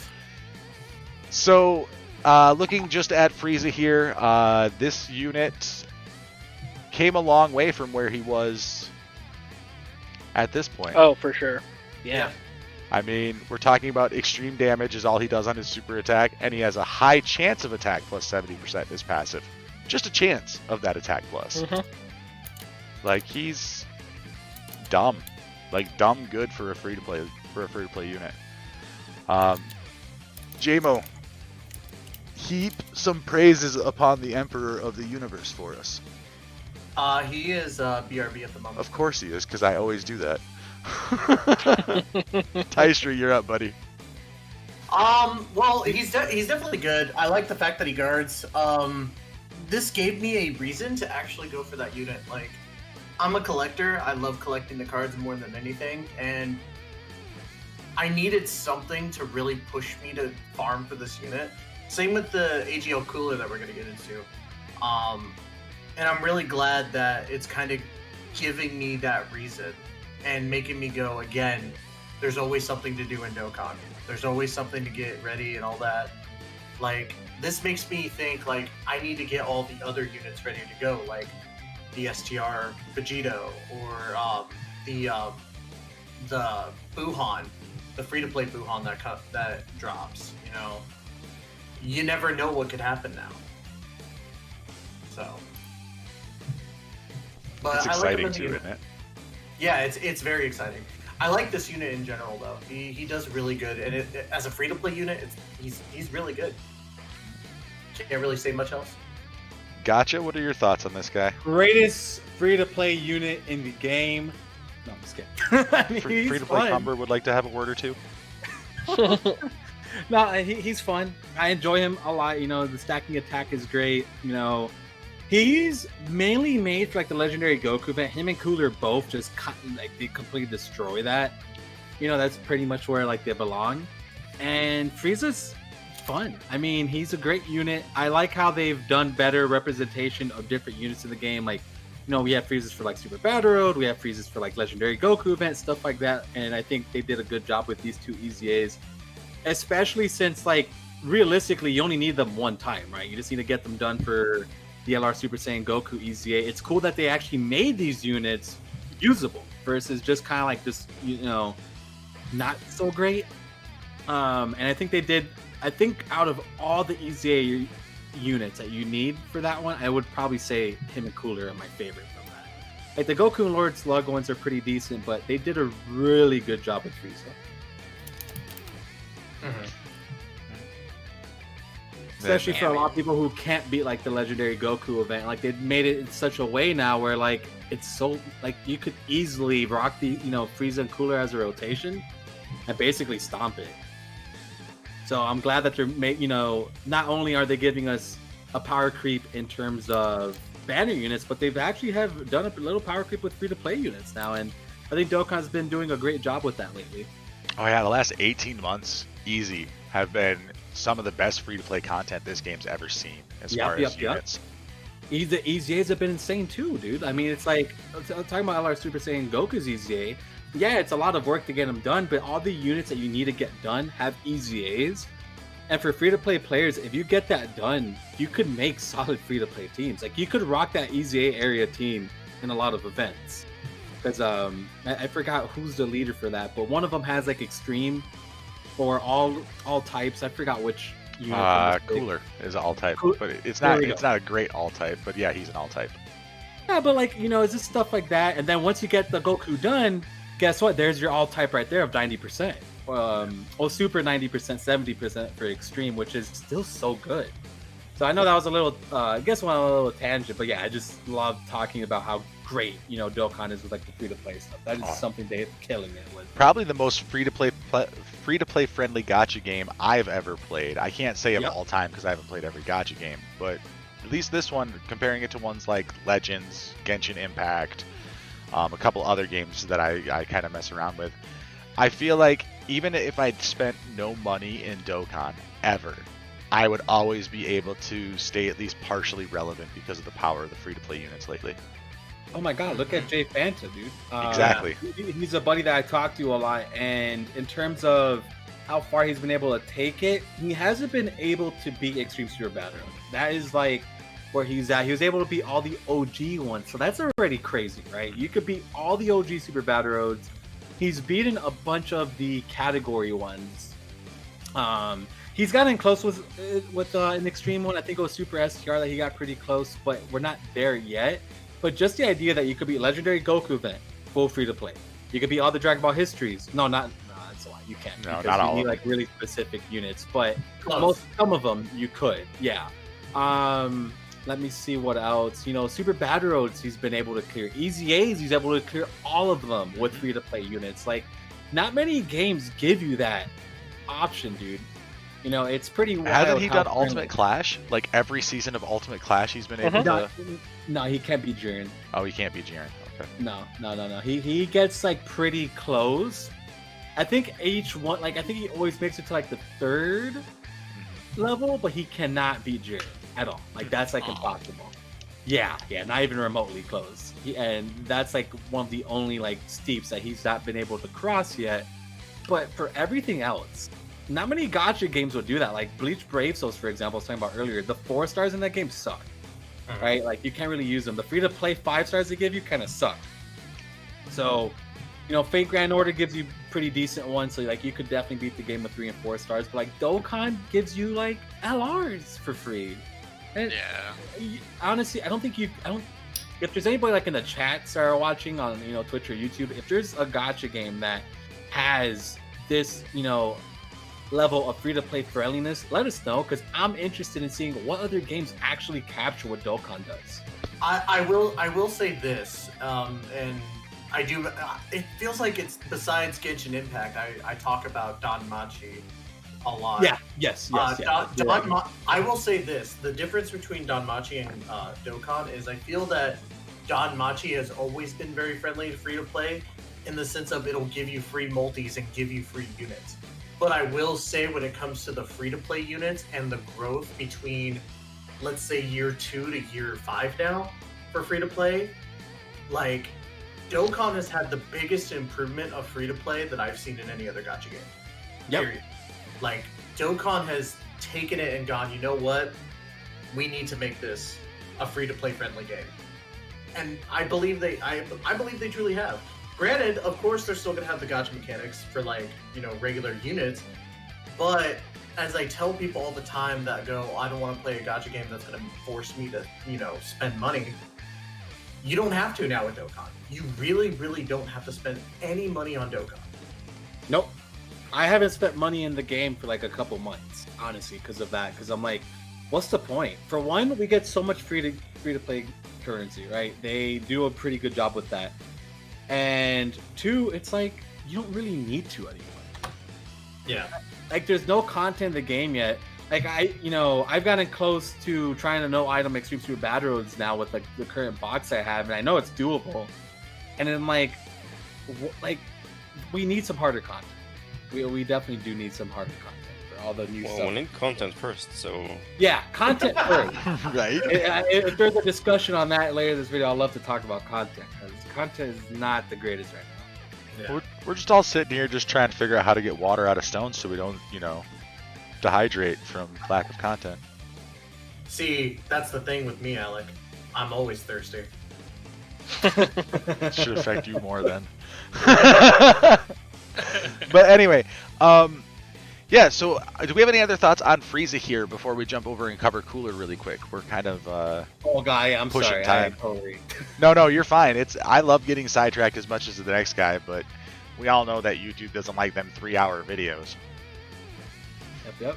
Alright, move on. Well, YouTube can suck my ass. You're so articulate Passionate. today. I had a rough day, dude. It's all Again.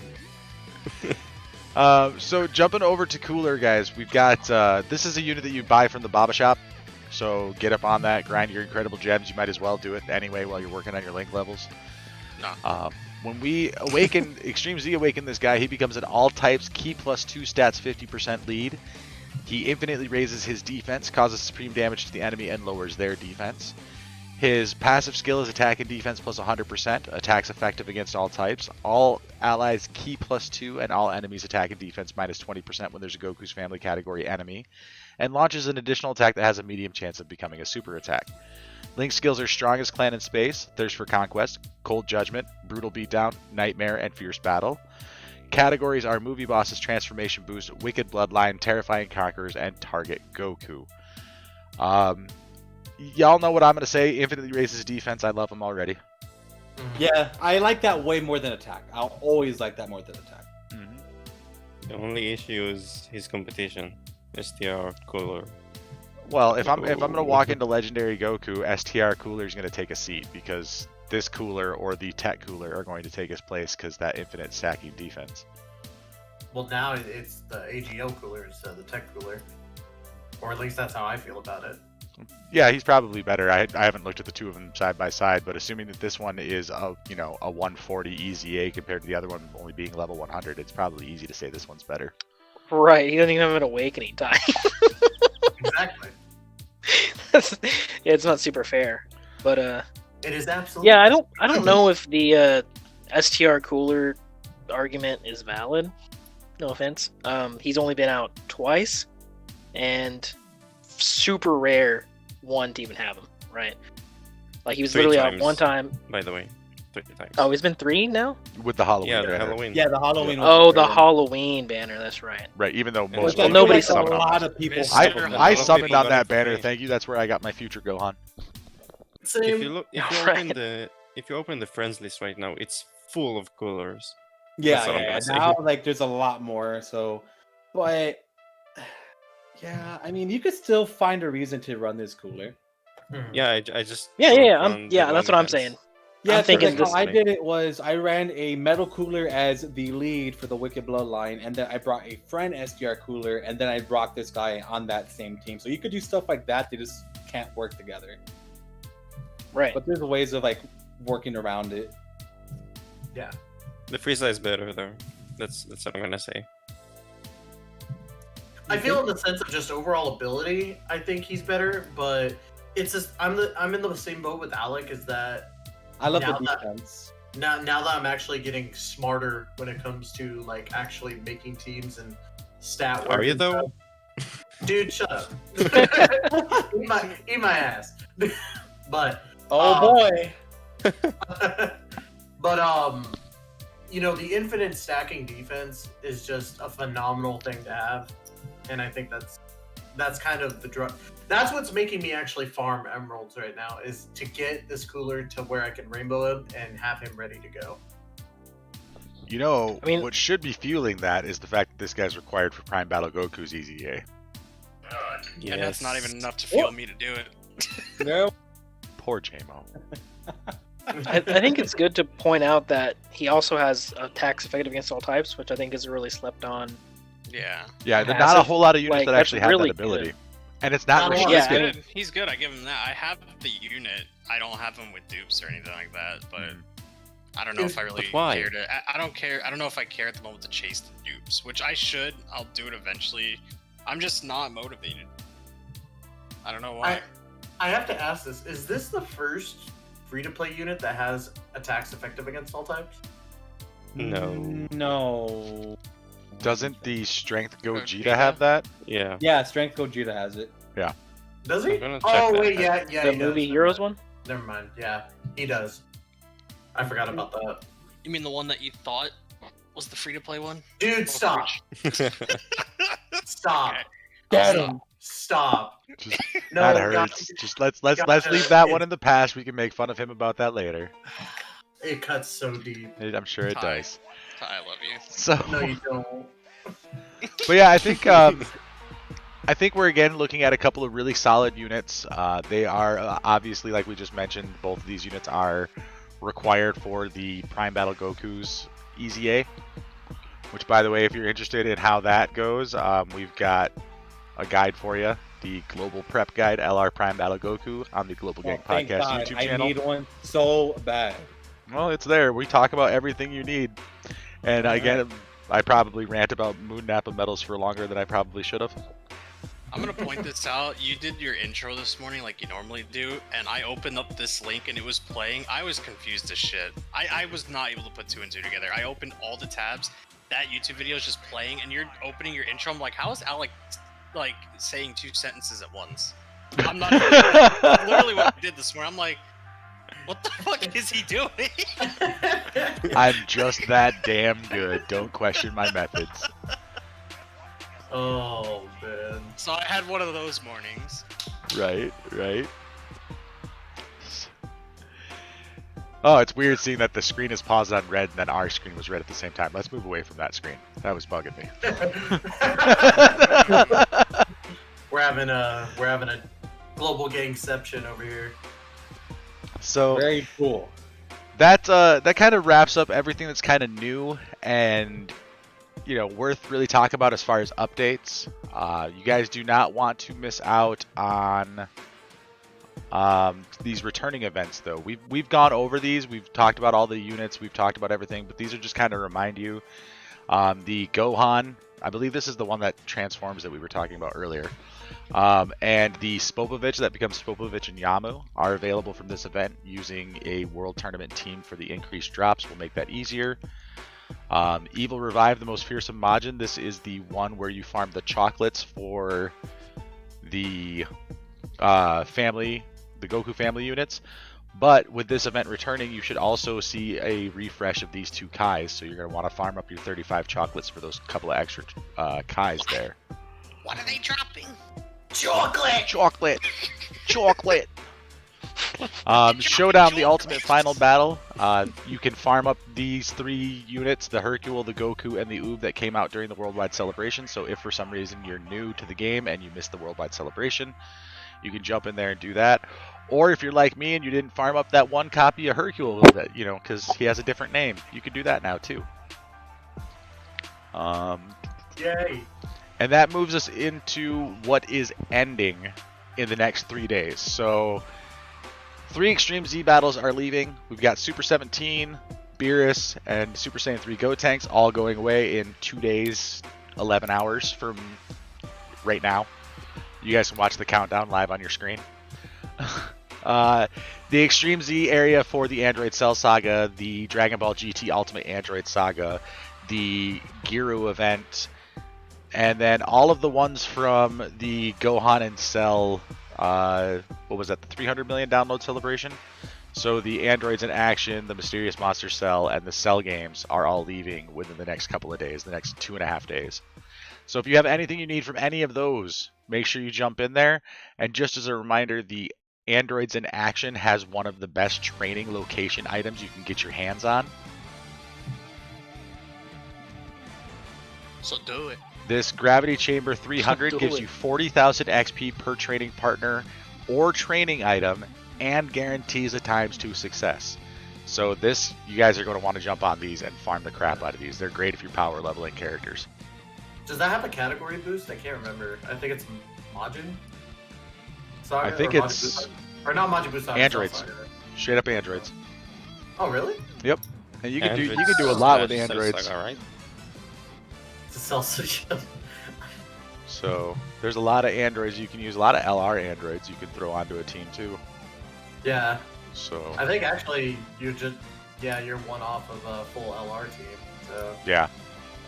And even So then, if you were to do that, you'd be running 17 and 18 as your lead with no buffs. So I would say those 5 LRs if you have them, and then like MVP 17 as your lead.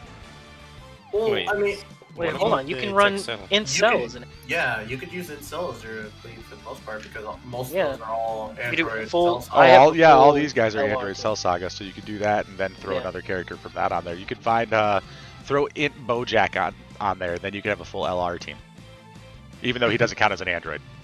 Yeah, but it's not. It's not going to count towards the boost. So no, don't listen to me. I'm stupid. You're not stupid. Stop. We love you. You could Alex. throw Int Yeah, Android nobody's 13 on there. Int Hellfighter 17.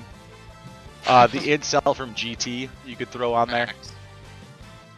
the So newly EZA'd Super 17. or any member of any Android category character from the Android Cell Saga that isn't one of these LRs right here. So you could do all of that. And I think the drop rate, you guys can easily get that well over 200% with even without the LRs. I think if you just have TURs, you can get up to the 200% mark. Yeah. But yeah, so definitely farm up those training items. We spent more time on that than I was planning, but the training items are important. Yeah. So I needed it, so I appreciate it, man. yep, we try to always remind about important items, like the ones like the training items or the best places to farm up. Hercule statues. Hercule statues. Those are all very important, even for especially for free to play players, because you got to have the materials and the resources in order to be able to keep up. Yeah. I'm Or the old. 308 medals that you want if you wanted to do pass for Bunny Bulma. Or the massive amount And of then Nappa times that medals. by another 2. Fuck, because you Moon need Nappa 308 medals. Bulma. That's what I've been working on. Talk about not wanting incredible gems. I'm here trying to farm my last 2 Duke Pads for getting Bulma since I rainbowed Bunny Bulma already. Right. That's what I've been doing instead of freaking quest mode. So I felt coming like up Alex- next week, I don't remember. Does it say on here? November 13th. So in 3 days, basically, This we will weekend. get the Extreme Z Awakening for Tech Majin Vegeta. Yep. So to And give you guys a for preview. potential, Oh, go ahead. Fabu. Yep, Fabu's Right? coming. I think a week afterwards. Okay. Yeah. So- It's coming I on the 22nd. Yeah, so like 9 days later. hate it when they do that. Yep. So Majin Vegeta is going to become an all types key +3 stat 60% leader. His super attack is supreme damage to all enemies with chance of stunning. Passive skill attack and defense +60% raises ki by up to 3 and attack and defense by up to 60%. The more hit points remaining, the greater the ki and stat boost. Plus additional attack 88% when performing super attack when hit points are 60% or less once only. Link skills are Golden Warrior, Super Saiyan, Saiyan Warrior Race, Saiyan Pride, Over to Flash, Supreme Power, Shattering the Limit.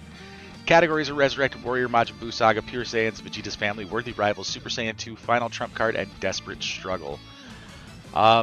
Is this enough of a boost to make this Majin Vegeta relevant? Yes. Yeah. I mean, that's he it. has a spot. For me, it's no. Like he's Just not because I think- amazing, but he's usable now. Yeah, so the burning question is, would you have used them before other than World Tournament?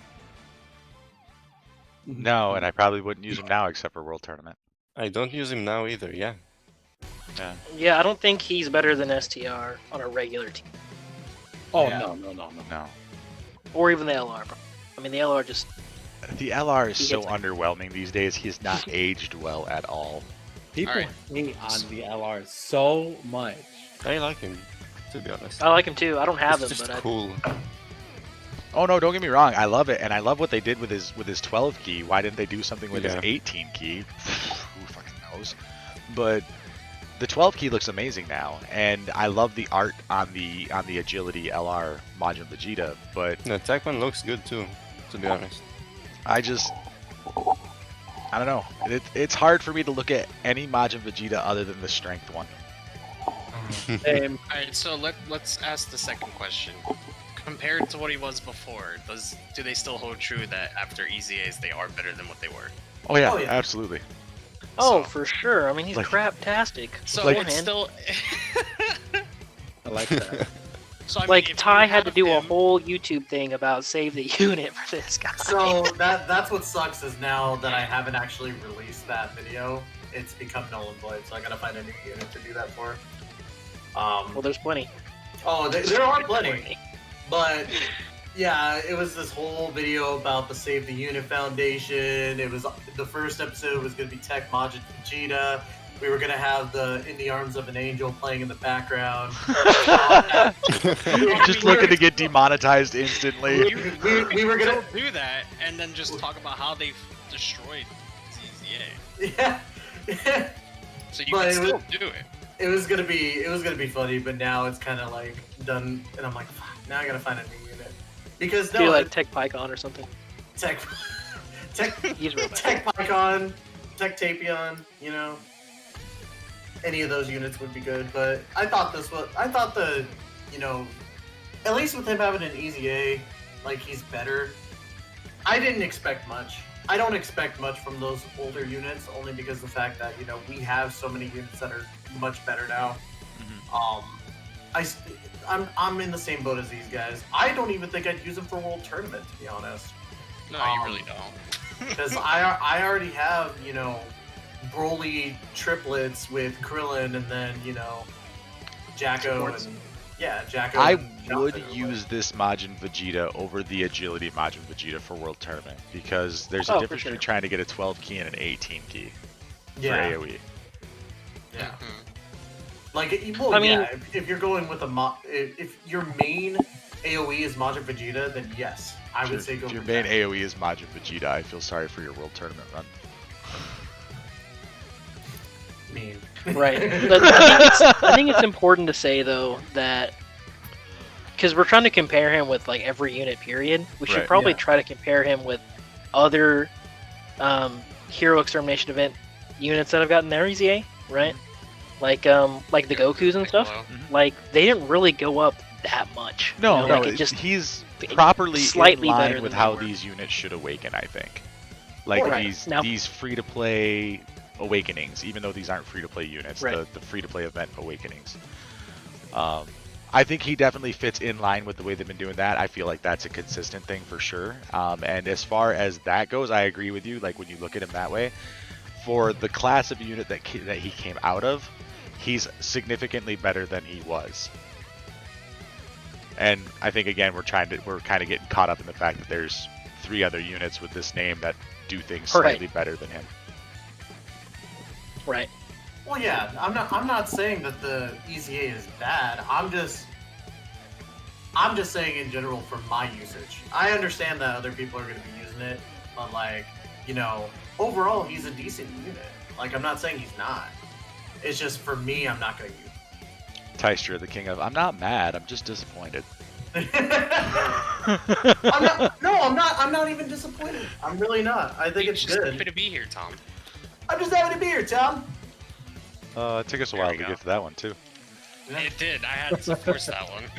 Yeah. I forgot about that one. It's been a long 3 weeks. It has. So, outside of the fact that, you know, like we've already established, the other Majin Vegetas can be arguably considered better than this one. I mean, I do think that this guy has his usability, and I will probably do something fun with him after I awaken him. But in general, with these heroes extermination units, do you guys find any level of hype with these at all? No. Yes. Yeah, man. Yes, for sure. Dude, I for get sure. Like, excited just the more units that they bring into the game that like they fix, right? Like this guy before this was like a fodder level unit. Every time they do an EZA area unit, they're basically taking away fodder units and like giving them some type of like build, right? Like not like modern day. Like this guy's attack stats are going to be very low, defense is going to still be low, but I like the idea that they go back. Like not many gacha games go to this length, right? To go back to units that came out this guy came out in 2016 and now they give him like a passive that you could actually function with. So I definitely like EZA areas in that aspect. But if we're talking about like EZA areas as like a whole, I just like it more if they do like a standalone EZA and then a EZA area as well. But just one EZA area is not enough for me. Like this celebration, we didn't get any standalone EZAs, which kind of bothers me a bit. Yes. But yeah, we don't have the information for part 2 as of yet. yeah. Well, part 2 should be hopefully something. I mean, last year we had the top legendary summon banner. I don't know if we'll get an EZA. I don't think we got an EZA last year either during this time period. So I think December is when it's going to be like EZA crazy. But I don't mind EZA areas. You know, they just help the game. They help players out. And I find uses for them. I use a bunch of them every once in a while. I will say this about one unit which I'm very excited for him to get an EZA. It's the physical support Gohan, the Super Saiyan 2 one, I think. Yes, And he he will get awakens from this, yeah, and it will be amazing. Is that the one with his sunglasses on? No. You're talking about the movie The- Heroes. No, but the other one, the older one. Oh, the one where his card art's really terrible and he's really terrible. Yeah, but he awakens talking about- using these okay. medals. So Oh, he does he? should get Okay. an EZA. Yeah. So he can be very good. Yeah, he should get an After EZA. I think the AGL Godku that's This been out one? for years. They haven't put up. Right, that one. Yeah. Yeah, that one. Yeah, that one. The Super Saiyan 3 Goku that goes into Look at his creative medals. should be getting one. There's a bunch of units that are gonna get EZAs, and when they do, it's gonna Oh be- yeah. My boy Majub, right? Majube's on Right? the list. Oh, He's no. on the list. STR. Jube's gonna be a monster. I'm telling you. Yeah, STR Maju. Yeah. I mean, he's on that list, so he's definitely gonna get one. Probably. Maju is my. So Whatever going they from do. talking about something exciting with the upcoming Z Awakenings there, Extreme Z Awakenings, to going to something boy. a lot less exciting in my opinion. Let's talk about the next explosive chain battle. Oof. I don't know if anyone's ready for that one. Pain. Okay, one thing I want to mention about the chain battles, and I really hate the design that they're going with this. They continue to do chain battles based off a new unit that drops. It is such a cheap way to get people to summon for things, dude. I Except hate for that this one. mentality. Well, Yeah, for this one Global's a doesn't. bit different, right? But like on JP, like look, we just got Super Saiyan 4 Gogeta. Well, guess what? Chain battles Omega. about Gogeta. So it's like Yeah. it drives me crazy with that. And look, Kefla, it's not like Kefla's come back. So like if you haven't gotten Kefla yet, which a lot of people haven't, because you have like Truth, you have everybody basically saying, you know, skip her when she came out because of the worldwide celebration that was coming. Not many people have her. So this is going to be pretty tough for a lot of players. I'm going to be honest. I don't imagine 100 million to be broken very easily this time around. Yeah. I don't want to talk about Kepler. Kepler and I had a bad run. Same. I thankfully was able to grab her, but it wasn't easy, for sure. It costed your boy a bit of money. How many stones did you go? About 1,200. Oh, okay. I went 900 myself and didn't get her. I mean, it was worth it though, because Kefla's like one of my favorite gals in all of Dragon Ball, and like in like period. And I like her a lot, but she came out at a bad time for Global. That's It's like the another. washboard abs, right? You like a chick with Yeah. washboard abs. Oh, dude, yeah, no, she's hot. Hey, she got that new figure and she got a booty. I'm Hey, just boy. saying. She be looking good as hell, dog.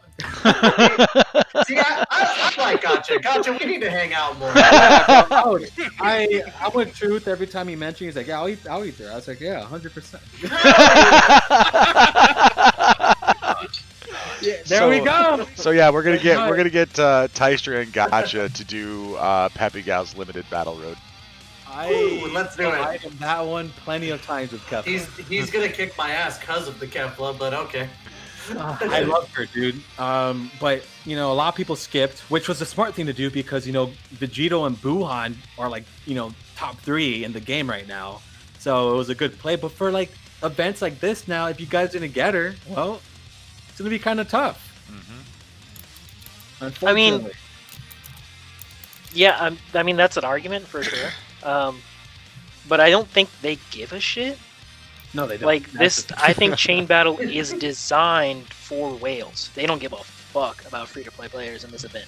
Yeah. Like it's literally designed. Like the whole gameplay mechanic is, hey, you have the most copies of a unit, and it's SSR, and all this bullshit, and it's better if it's rainbowed, and it's better with all these link levels leveled up. It's just better if you're using the best unit that you can. I mean, Right. obviously you're not going to get shit otherwise.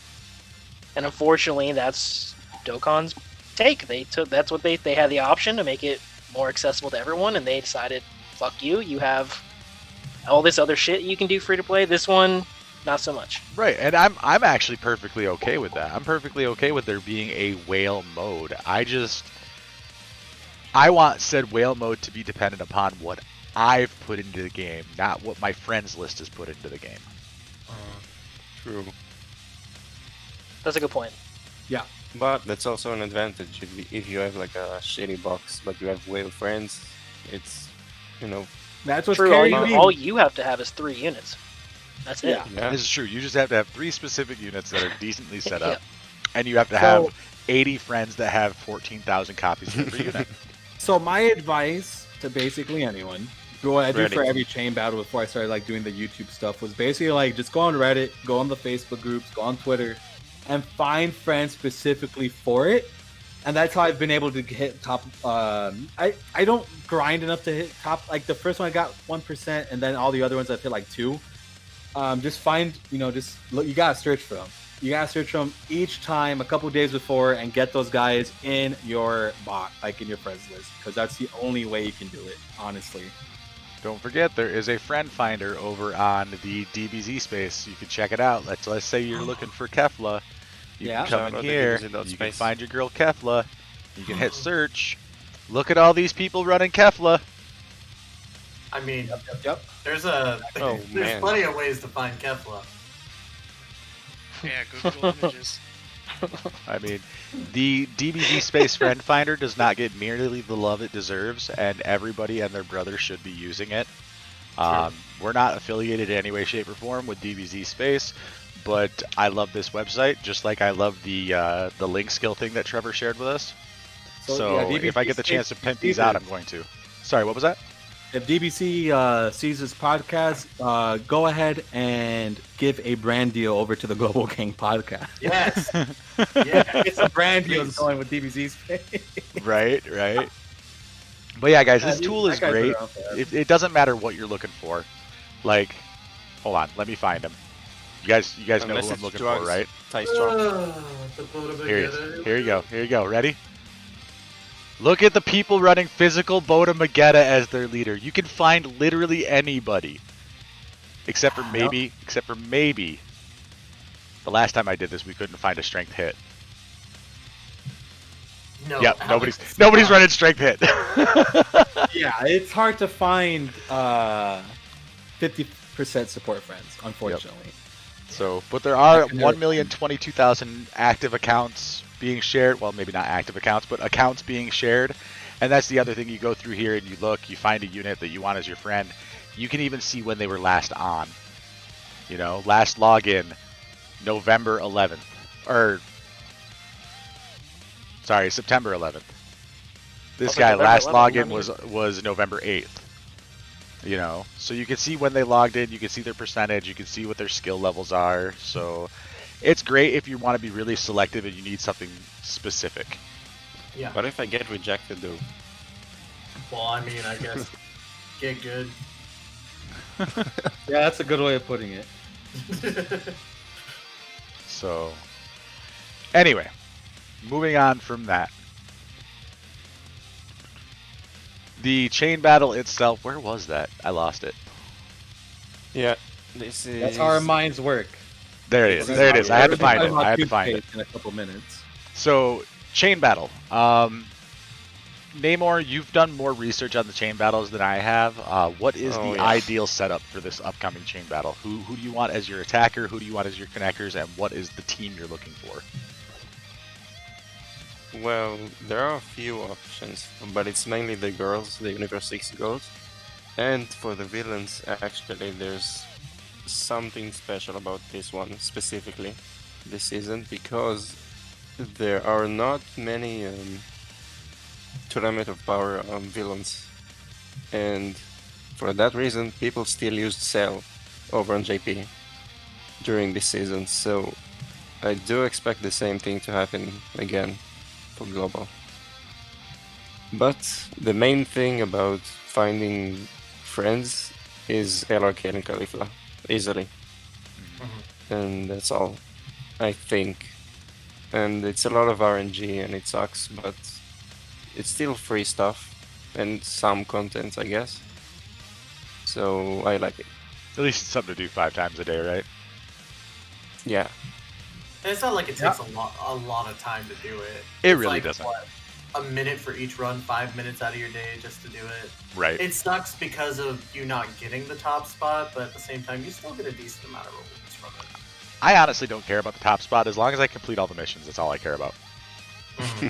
Yeah. Like, that's it. I don't care if I'm in the top 10% or the top 1%. I just want all of my missions to be complete because I'm OCD about missions. Because you need that Same. sticker. That's what you want. That sticker. That's the I have point. so many stickers right now Me too. that I have like 7.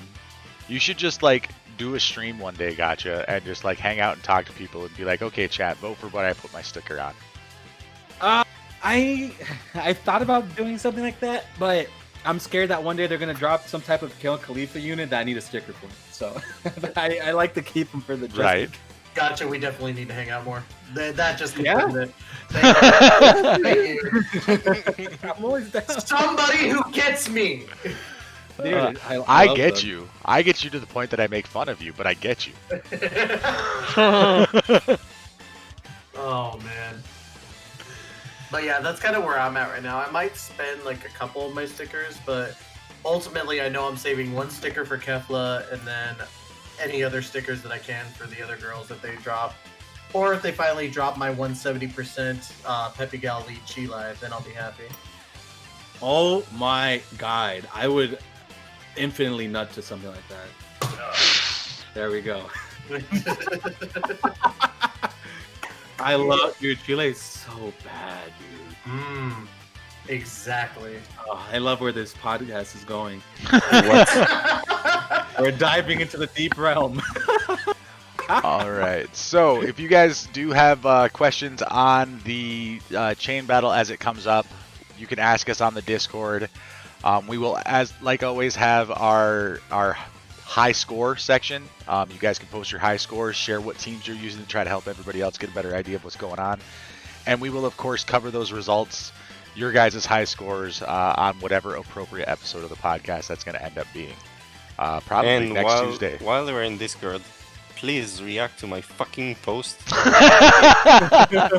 Yes, for those of you who don't know, Dr. Damore's primary role in the Global Gang podcast is as our Discord news correspondent. Everything you see that gets put into the Discord news channel is done by Dr. Namor. That's his baby. He likes it when you pay attention to it and shower him with praises. Yay. Very respectful. No, I'm not gonna react anymore because you told me to fucking do it instead of please Fucking do it. No. All right, Just so do it. upcoming events, I don't feel like any of these are like, oh my god, you guys have to know about these, but just in case there's stuff you need, like if you're trying to farm up, I don't know, Baby Vegeta's super attack, you got a good warning that in two days we're gonna get all of the Dragon Ball GT Baby Stories event, so the Black Star Dragon Saga, the Baby Saga finale. We're also gonna get the Dragon Ball Super Future Trunks Saga, where you can farm that, what is that, a Strength Trunks, I think, from that event? Yeah, Strength SR Trunks that awakens into something else. But yeah, so that's as far as returning content, what we know about so far. So when that chain battle goes live, or just before that chain battle goes live, and the new Hero Extermination Plan stage goes live, we'll get those returning events from the Dragon Ball GT and Super stuff. Yep. And that is everything we know about part 1 of the celebration so far. Okay? As far as Yay. events and characters. The next thing Yay. we're going to talk about is the most hype thing. We've got Porunga Wishes. This is the thing that single-handedly saves the entire celebration, in my opinion. Oh yeah.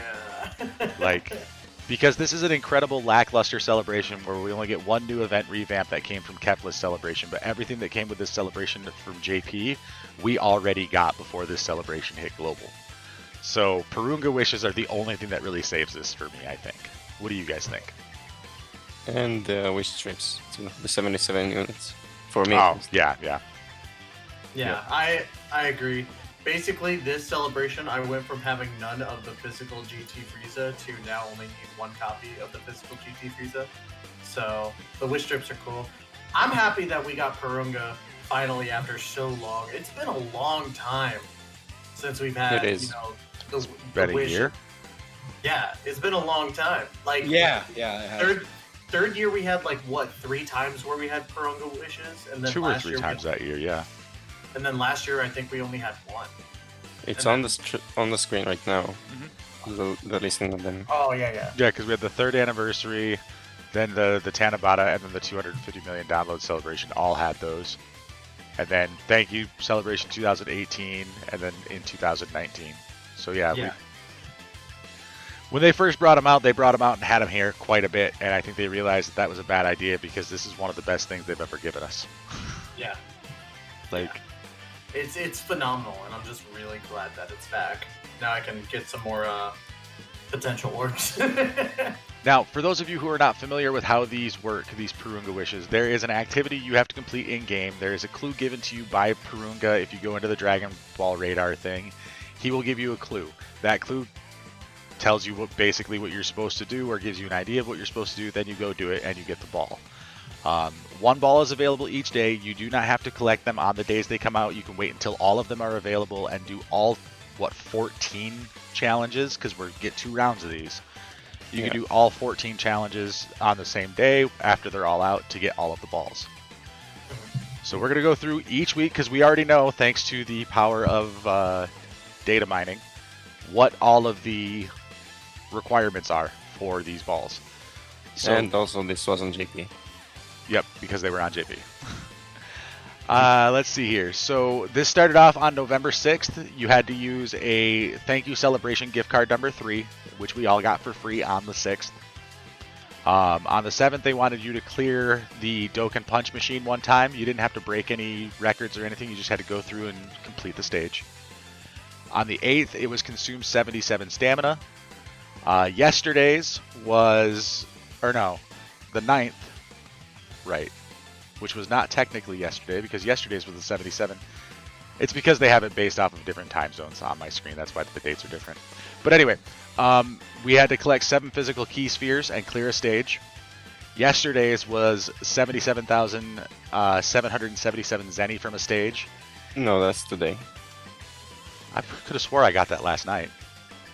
Well, We okay, just got it right, today, because yeah. today is yesterday as far as reset, right? So tonight, you'll have to collect at least 7 strength key spheres and clear a stage, and then when it resets tomorrow, you will have to Z-awaken a character, and that's the first set of Dragon Balls. And then Thursday night we can summon Shenron. Yep.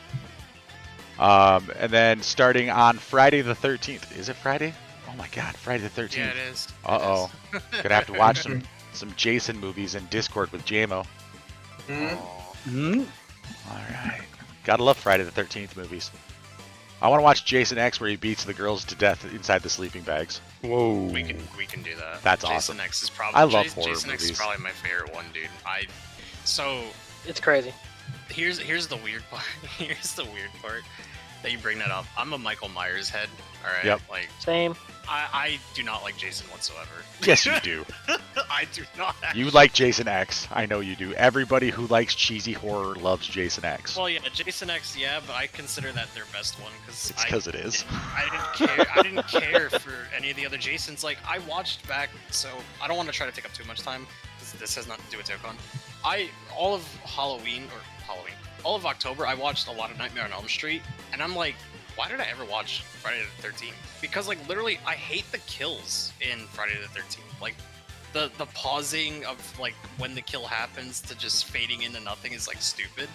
And then you have Nightmare on Elm Street. It's actually kind of funny as well. Anybody else even That's over the mildly top. concerned over the fact that JMO is a murder connoisseur? No, No, so Dude, much. it's Michael Myers, bro. A new movie drops next year. he I'm offsets excited. me. He offsets me with me being the thirsty boy. Alright, Yeah. alright. So anyway, let's move on to the second set of 7. This will begin on Friday. There will be a banner at the bottom of your home screen. If you've done this before, you know it's just a banner. You click on it and boom, you get the ball. No big deal. On the 14th, it will be collect at least 7 tech key spheres and clear a stage. On the 15th, you'll have to do a friend summon, single or multi, it doesn't specify. Which is fine because that's what you're doing as part of your daily anyway, so you're going to get it done. On the 16th, it's collect 7 agility key spheres, which, by the way, this ties into there are missions where you got to get so many key spheres in a single fight. I think it's 25 key spheres in a single fight. This would be a good time to work on those when you're going for the wishes if you haven't done those already. Or if you're a weirdo who did do them all already, yeah. Right, like me. I did them all the first day, so what do I know? So get trade points at Baba's shop. So I'm assuming that means sell something to Baba's shop. Yeah. So if you don't have a unit that you've pulled lately, you can go, grab a free-to-play unit and sell that to Baba's shop to get your Dragon Ball that way. On the 18th, it'll be collect at least 7 int key spheres and clear stage, and on the 19th, you will get clear stage with a team that includes allies of all 5 types. So 1 of each color at least. So Tech Vegito Blue, got it. Right. Or Strength Rose. So, or any category with just make sure you have 1 of each color in there. The available wishes are I want a gift card. Now remember, we'll have 2 sets of wishes, so I believe you can get this gift card twice. So I want a gift card. We'll give you the gift card that gives you access to the 77 units that you can pick through. I want to power up super attacks. We'll give you 3 of the Funky Kais of each color. Or Grand Kai's Elder. It's not Elder Kai. It's Grand Kai, right? That's who it is. That's his real name. I just everybody calls him Funky. Funky Kai. Get funky with it. I want hidden potential. I want to activate hidden potential. This is my wish right here. It's not a lot of orbs. It's certainly not as many as I think that there used to be in this wish, but 1,300 small, 640 medium, and 60 large orbs. If you want a full belly, you can get 7 medium and 15 small meat from that wish. I want to attempt lots of events. We'll give you 50 of the story key, 50 of the event key, and then 30 of the challenge ones, or is that the EZA one? That's the EZA keys. The EZA key, okay. If you want treasures and support items, you can get 777 incredible gems and 100 of various support items. And then I want to strengthen allies, gives you a bunch of awakening medals, training locations, and Hercule statues. So depending on where you are in your journey in the game will kind of depend on what you want to pick. I assume we'll get 3 wishes from each round. Yeah, you will. Okay, so you get 3 wishes from each round. So starting with Gacha, what are your 3 wishes for where your account is currently at? What 3 are you going to grab? Kai's, orbs, and training items. Kai's, orbs, training items. Yep, always pick the same 3. Okay. You don't think the meat has some value to it? Not really. Okay. Well, you're not a free-to-play player, right? You invest money into the game. Yeah, I use stones for stam. I mean, the meats are cool. I would probably say the keys might be more worth it. Mm-hmm. Because I don't know. I mean, I do use keys quite a bit. I feel like meats there should be like a way to get them. Yep. More. I agree. There should be a way to farm them on the regular. That meat thing that they had for the worldwide celebration was cool, but they gave a lot too. But once you ran out, you find yourself back to using stones. So yeah, basically once they introduced link skills, I didn't have any meat anymore. Yeah. Pretty much. So, JMO, what 3 would you pick out of this list? All right. So day 1, it's gonna be orbs, it's gonna be treasures, and super attack. So Kai's, orbs, treasure. And then the second day, it's going to be orbs, treasure, training items. Okay. I'm going to mix it up because I don't care for the Grand Kai's too much, but I am going to take advantage of getting that 777 because I refuse to farm cooler. Fair enough. Now going back to Gacha really quick, you're just gonna double up on your choice both times? You're gonna choose the same 3 things both times? Yeah. Okay. I always like having a ton of training items because that's like what I use a lot of. The same thing with the orbs, and then just getting more Kais. I definitely need them. I do too, but right. first. Yeah, when first people day- say that they first always day. have tons of Kais, I'm like, how? Because I use pretty much all of mine all the time. I get them and they're gone. Yeah, instantly too. Almost 'cause I'm instantly. Like, oh, there's a unit that I could be using it on. So It's always interesting when they release like an EZA and you're just like, he's not SA10 yet, and then that's where most of my Kais end up going to. So Yeah. Tystra, what about your top 3? I will say this, that with these Porunga wishes, like, this is a lot tougher of a choice now with the meat and the keys. But I think I'm gonna go kind of the same route as JMO. I'm gonna definitely get the treasures because I want to get that cooler done before Prime Battle Goku comes out. Mhm. So I'll probably go Kai's, potential orbs, and then treasures, and then the Kai's, orbs, and training. Just because I do want to keep more training items Mhm. on hand, and of course, getting the free Zenny too, basically off of that is not too bad. It's a lot less grinding for me to do later on because I grind Herschel statues up the wazoo. I'm surprised you don't have a lot of incredible gems. I'm like sitting on 8,000 right now. Even You after don't even doing, want to. You don't even want to know why I don't have incredible gems. Really? Oh, 8,000? I've rainbowed Yeah. over 260 Wow. units. I feel like I'm an overachiever sitting somewhere around 20,000 incredible gems right now. did you buy the Krillin stuff yet? Buy the Krillin stuff? No, yeah, because like, I've got all of the Baba Shop units with 4 paths unlocked. That's crazy. So yeah, I've That's got them all with dedication. 4, and I still have 20,000 gems left. Oh See, my. I need to That's start farming emeralds and all that, or treasures, or whatever you want to call them.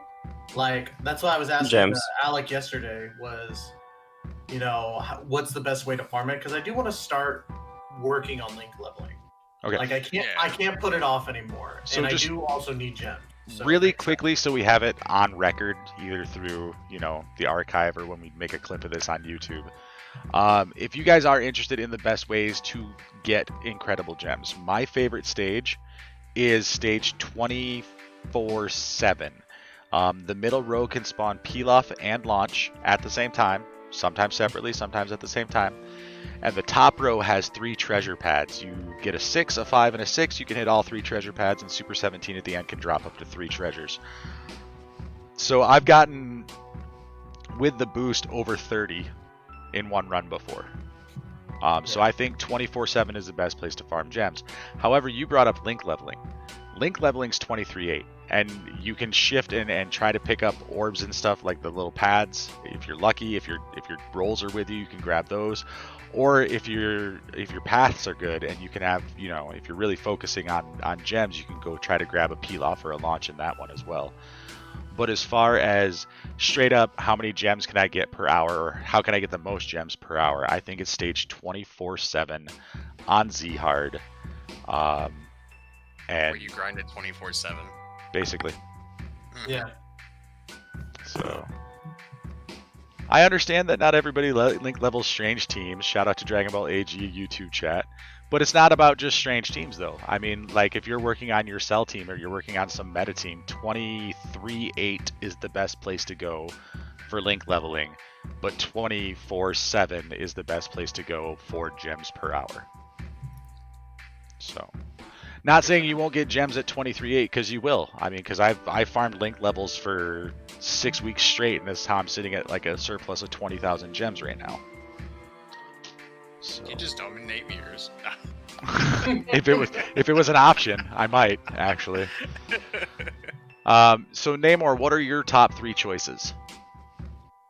I'm gonna be unique, and I'm gonna take the gift cards, both of them. You're still trying to Because- get units for your box. Yeah, I am missing some. And even if I didn't miss any, I think I would have gone for dupes.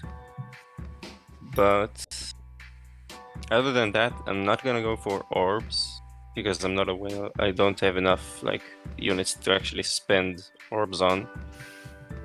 Just do what I do. Rainbow free to place. Super strikes yeah. easy. Yeah, so I'll go All for the kinds of gift cards, the Kais, and the incredible gems. Okay. Those are my 3 picks for both of the sets. Trevor, you're pushing the 2-year mark in this game, so you've got a pretty solid. He's bottom- not here. Oh, he took off. Trevor left. Yeah, Fine.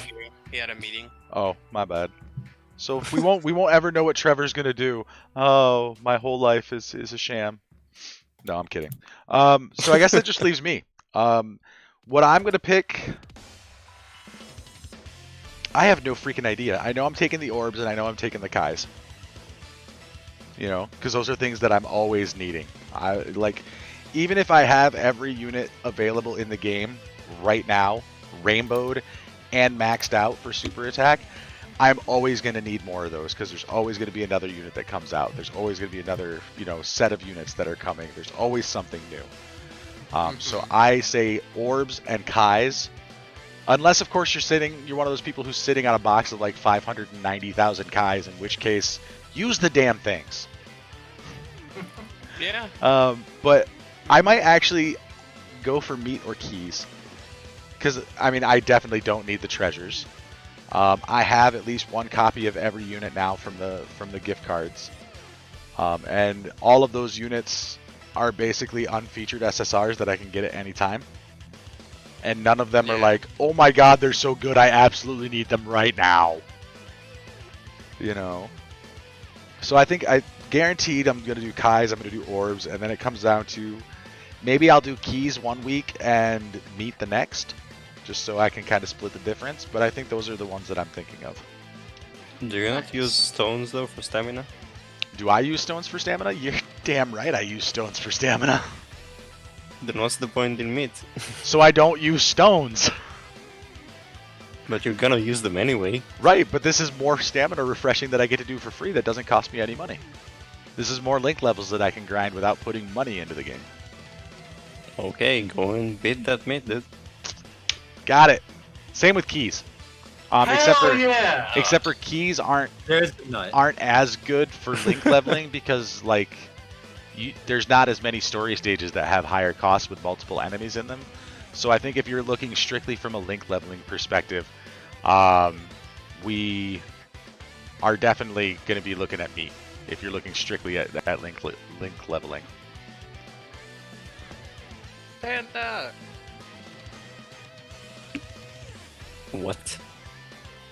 But I think that wraps things up as far as the Porunga Wish Guide goes. Unless I didn't miss anybody in the panel, right? Everybody got their top 3 in. So let's jump over to Discord really quick, because our Discord discussion this week. Sorry, give me just a second here. Why is it being so dumb? Time for the Discord discussion, where we talk about stuff on Discord. How's that? Was that a good jingle? I think that was a good jingle. Loved it. There we go. A for mother effing effort. Why are you in the way? Get out of the way. We don't need you in the way. Ow. Okay, you're just gonna be in the way. Gotcha. Ow. Okay. feelers. Dude, my feels. I'm in the way. So anyway, I asked back a few days ago. Stream this part, right? Say what now? You don't really have to stream the Discord anymore at this point, right? I don't know. You guys were watching, so yeah, I guess I don't need to stream that anymore. All right. So anyway, as I was saying, we asked everybody in Discord, for those of you that have used bots, mods, change reaction, Trident, Dokkan, etc. Fuck! What's the thing that you're going to miss the most, assuming that everything gets shut down because of safety net, which I believe for the most part. Oh, everything's shut down already. Yeah. I could chime in on this because I talked to Hydros a lot. Mm-hmm. So as of right now, there has been a way to figure out how to get around the safety net. It's using modded APKs, and basically it's not going to go live ever on their end. And the reason why they did that is because now you could probably get banned for that, because I think it's like officially not, I mean, I don't know if it's breaking terms and service. I'm sure it does, but the way that DBZ World does it as well, like they have figured out a way to be able to continue on the Trident path. But it's not going to be for everybody, because again, I think if it gets out, this could probably cause a huge ban. I'm gonna be honest. So, but in terms of things that I'm gonna miss about it, is definitely doing early showcases. Just having fun with the unit before they come out. But at the same time, there is a good way of this happening for content creators like you guys or anyone else, because now when people are searching for like a Rainbow Max Link or 55% showcase, it's not going to be as out there, right? Like as of right now, like for example, like LR Turles, there was maybe like 3 Rainbow videos on it. Before, it was like Nolar, Truth, Hydros, and DBZ World. It was 4 versus the 20,000 that we typically get, right? So now it's a bit easier in terms of content creators to be watched a bit more. So I do enjoy that aspect of not having tried it anymore. I definitely think that helps out with a lot of things, but of course I am going to miss it for sure. It was a great thing that Hydros was able to make for the community. It was free. I'm sure you guys were aware if you guys have been playing for a while, but there were paid servers back in the day where you actually have to pay a monthly subscription to use some of these features. And, you know, Hydros was nice enough to let everybody use it for free, which was really cool of him. And it is a bit unfortunate. I mean, the man put a lot of work into it. There was a lot of love, a lot of passion behind it. And unfortunately, with the whole involvement with Safety Net, we kind of have to say goodbye to that. But in the future, if Dokkan ever got crazy and released it on Steam, you could bet, you know, there will be mods if they ever went that route and released it, which I don't think they would. But if they did, it would be pretty cool. I can say that the paid version of the private servers, there is one that's actually up after the safety net. Okay. And I'm in their Discord server, and so I can see what's going on. And they did go around it. Okay, cool. Yeah, there is a way of going around it right now that a lot of people are slowly figuring out, but I just don't think it's not worth it. It's not worth honest. it right now. Yeah, it's not. That's why everybody who's doing it has dummy accounts, right? You know, because we don't know if you'll get banned for this yet. It's definitely, you know, we're stepping on eggshells with those showcases as of right now. Right now, nothing's happened, but it definitely can happen, and that's why I don't think everybody's making it super public yet, because it's already kind of like now you're really poking at a Kotsky with these. Right. Like they've sent out a very clear message that they don't want this. Yeah, exactly. They don't want Carrie's bot anymore. They don't want, you know, these showcases. There's a lot of, like, I think one of the biggest issues with it, and everybody has like their own opinions on why they decided to implement safety net. Like the biggest one right now that like Goresh has talked about, basically everyone, like the PvP could be a possible option in the game. Another one that I personally think it's like, so I'm sure you guys noticed with the worldwide celebration, they didn't give it a download this time. I want to say the new director, because the new chairman took over Dokkan back in November or December of last year, and he kind of has like a different mindset for the game right now.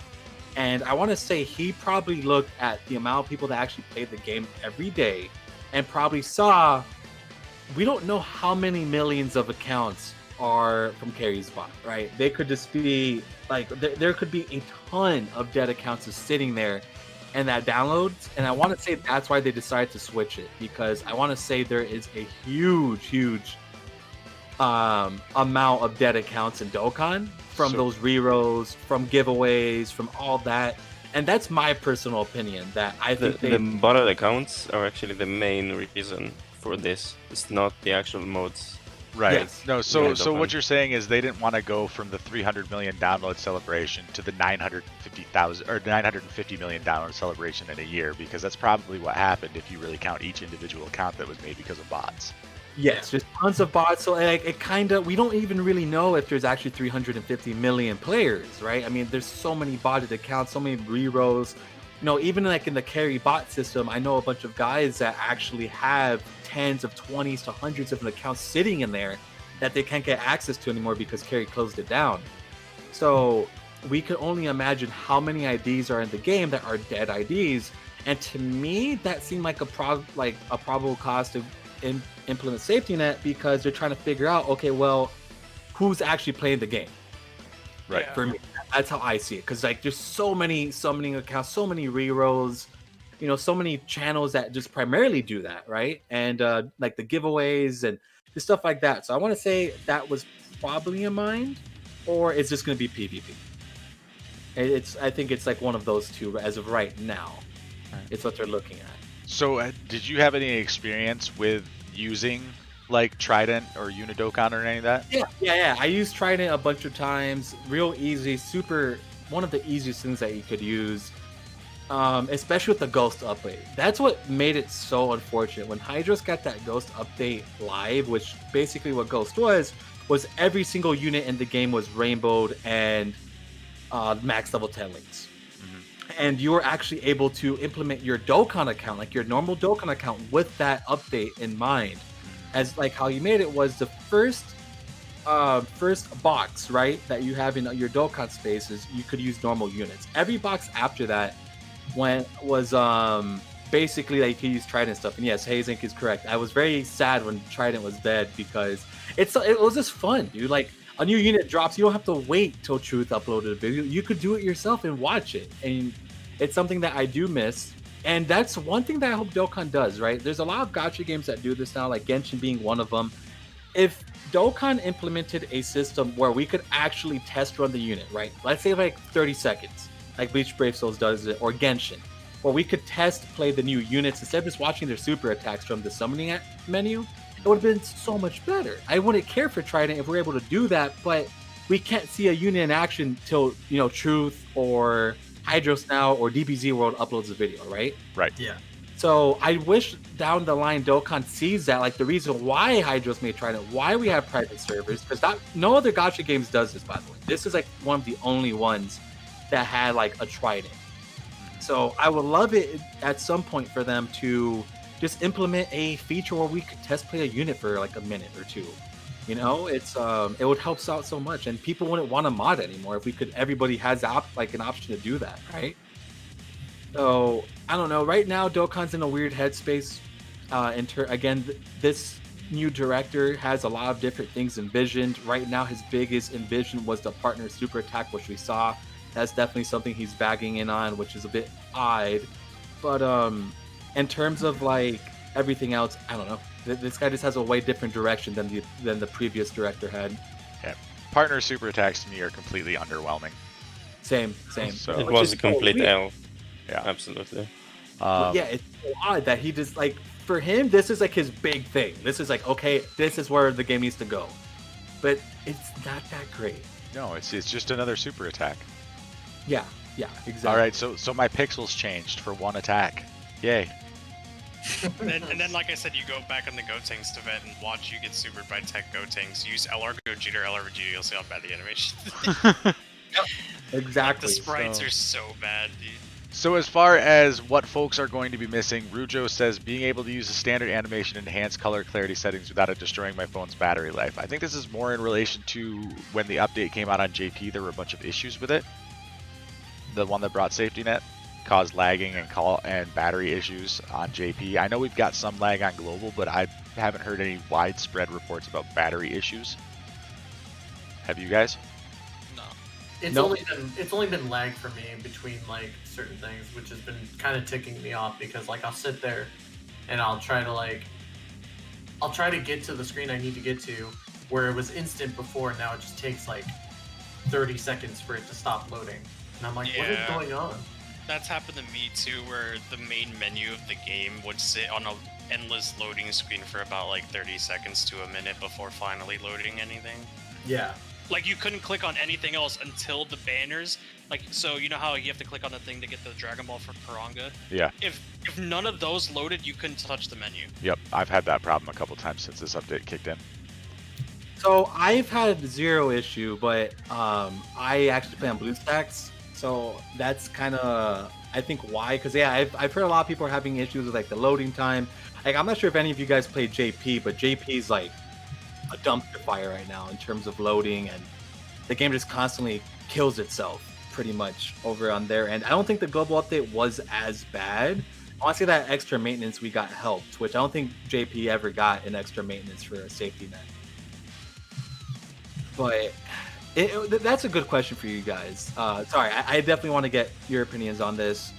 Do you think Dokkan is, kind of killing itself right now in terms of everything that's like in terms of content, banners, stuff like that?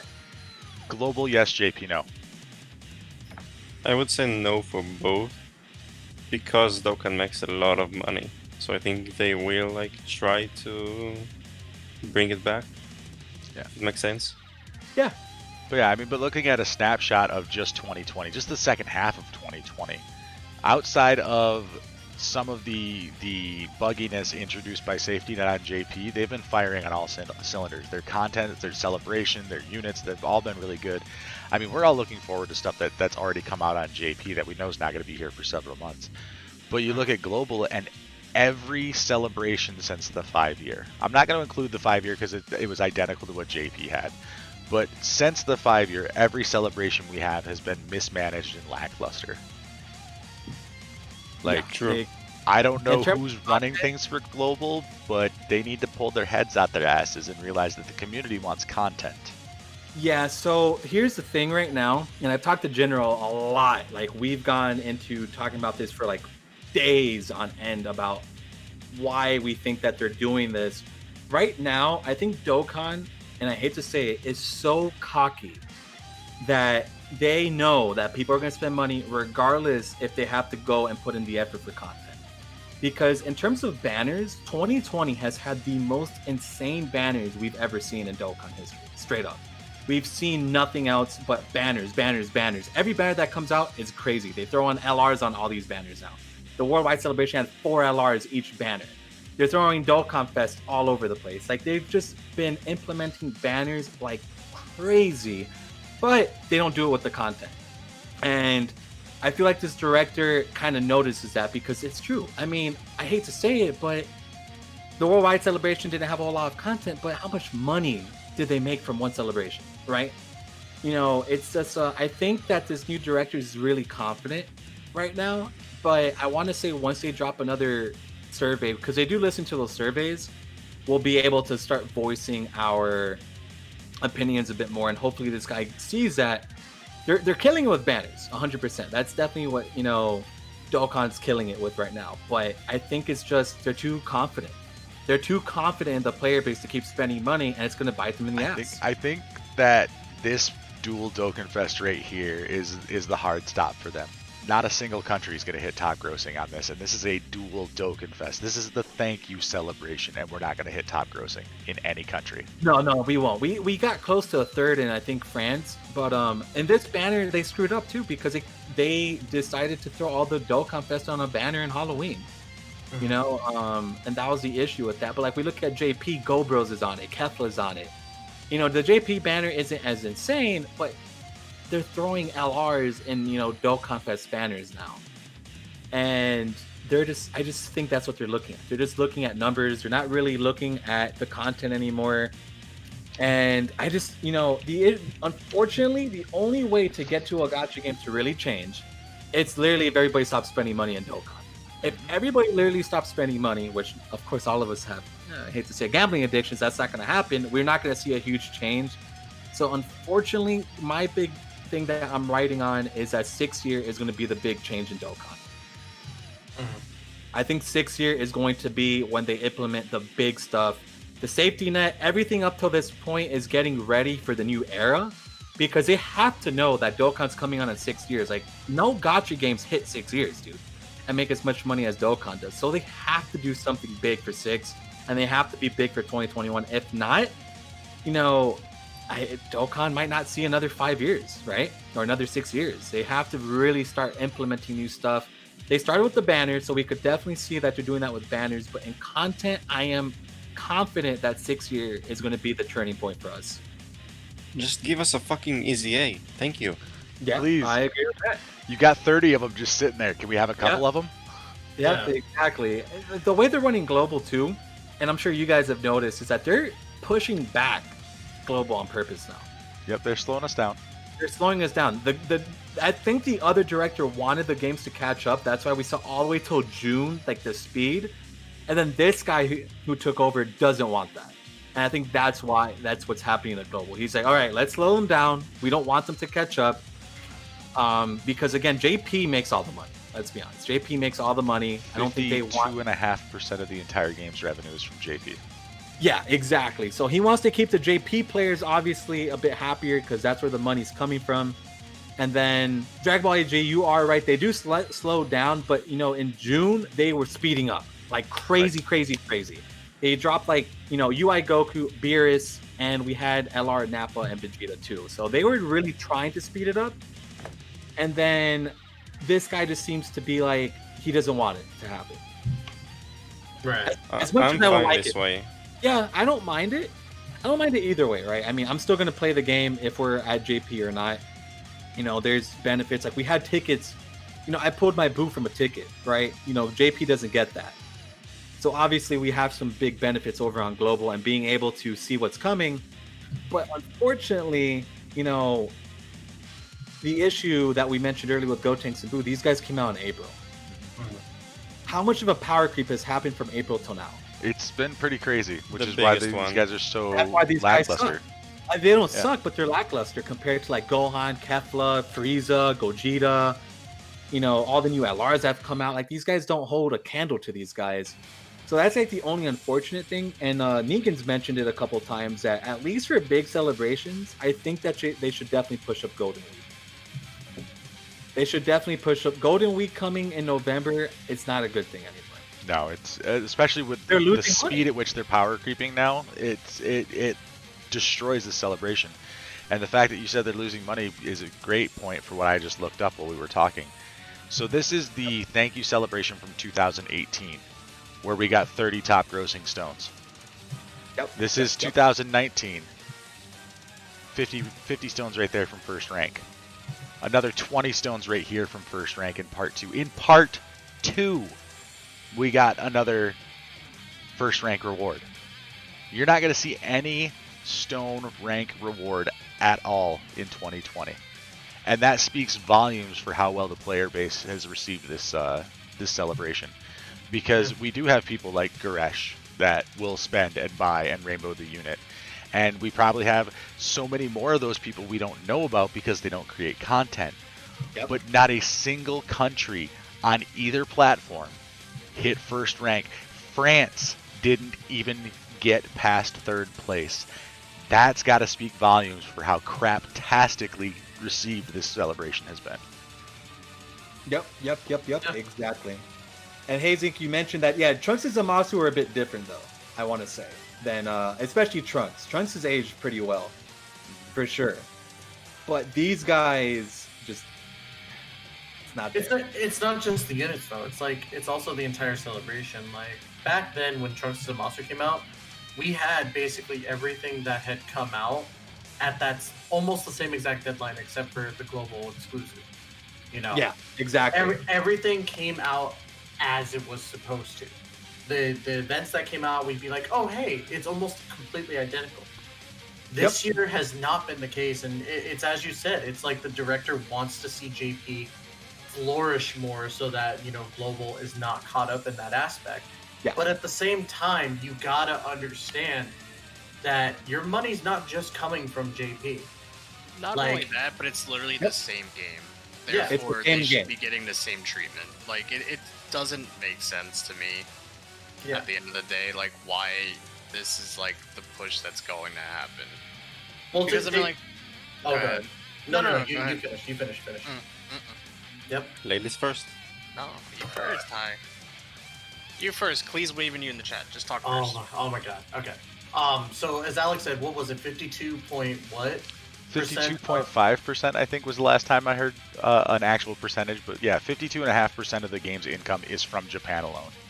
Yeah. A lot of games don't look at it from this perspective, but yes, your biggest region of sales is from Japan. 52.4%.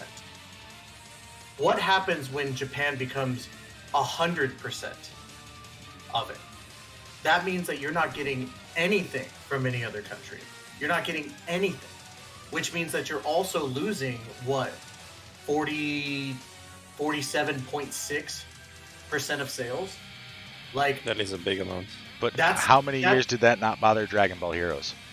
but that's my point, is that Dragon Ball Heroes never really made it to global. Yeah. They had a Switch game, but Dragon Ball Heroes was only Japan, and they make a lot more money, I think, than Dokkan. I could be wrong. I don't know. I haven't studied. No, they do. They do. Okay, so that's the difference. Is that is a homegrown, only Japan thing.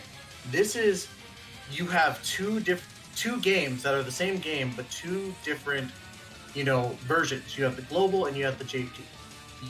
They can still keep JP going, but if they want to keep global going, and they want to still make money, they still want to make that other 47.6% of their proceeds, of everything that they're making.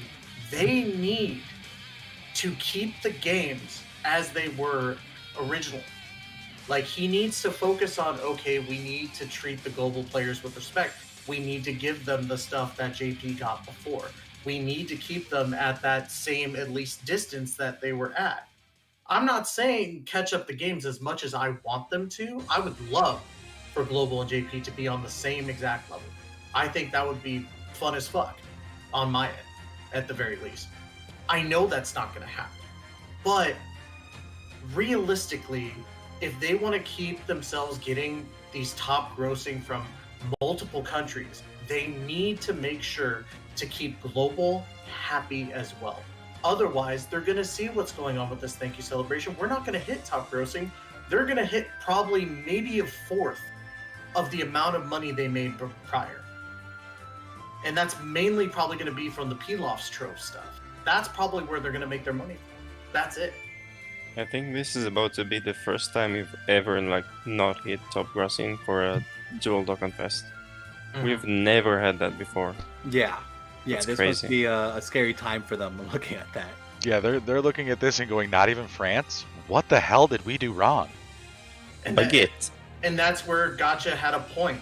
This is specifically why we need to, as a global community, from every country outside Japan, we need to fill out those surveys and tell them what's frustrating us. Yep. This is a perfect example of what we need to put on there, guys. And don't just say content sucks. That when you fill out those surveys and all you put is your content sucks, give me better content, you're not helping anybody. You're not helping them see what the problem is. You're not helping you get the content that you want. You have to put a calm, measured, thought out response. You can't just say you guys suck, give us more content, not enough story content, blah blah blah. That is not helpful. Yeah. Do other stuff. Put out there that you would like to see, the main quest line expanded, because I know that's a topic that a lot of people talk about. Put, for example, that, JP is getting stuff in their celebrations, and when those celebrations come to global, they don't come out. Hell, go with me. Put in freaking, I'd like to see more collaboration events with, My Hero Academia or other stuff. I don't care. But you got to take these surveys seriously. You got to put in what you feel would actually improve the game, because if you don't, and you do what Alex says that some people do and say content sucks, you are doing absolutely nothing to help our standing within this community. All you're doing is basically saying, I hate your game, when you play it consistently. And Grant for me. Right. This is a rant, dude. Yeah, we got way off topic here, but that's okay. It's important stuff. But reining it back to the Discord discussion topic of what features are going to be missed the most from Trident and Unidokan. Trevor mentions the diamond background removal and the translation for JP to English. I think a lot of people really enjoyed both of those features.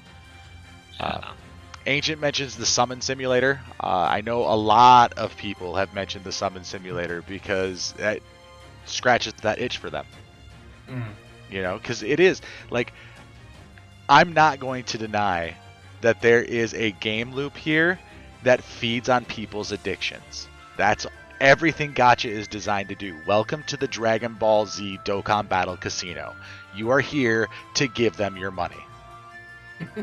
Sorry, Or be that's the very truth. strong-willed not to do so. If but you are free to play, that requires a lot of fucking exactly. power. If you're a free to play player, you are so much better off than the rest of us, because you're going to enjoy all the stuff that you're doing in this game and never sink a penny into it. Meanwhile, my first account that I lost on Christmas Day of 2018 was probably somewhere north of $5,000 spent on that in the 3.5 years that I'd played it.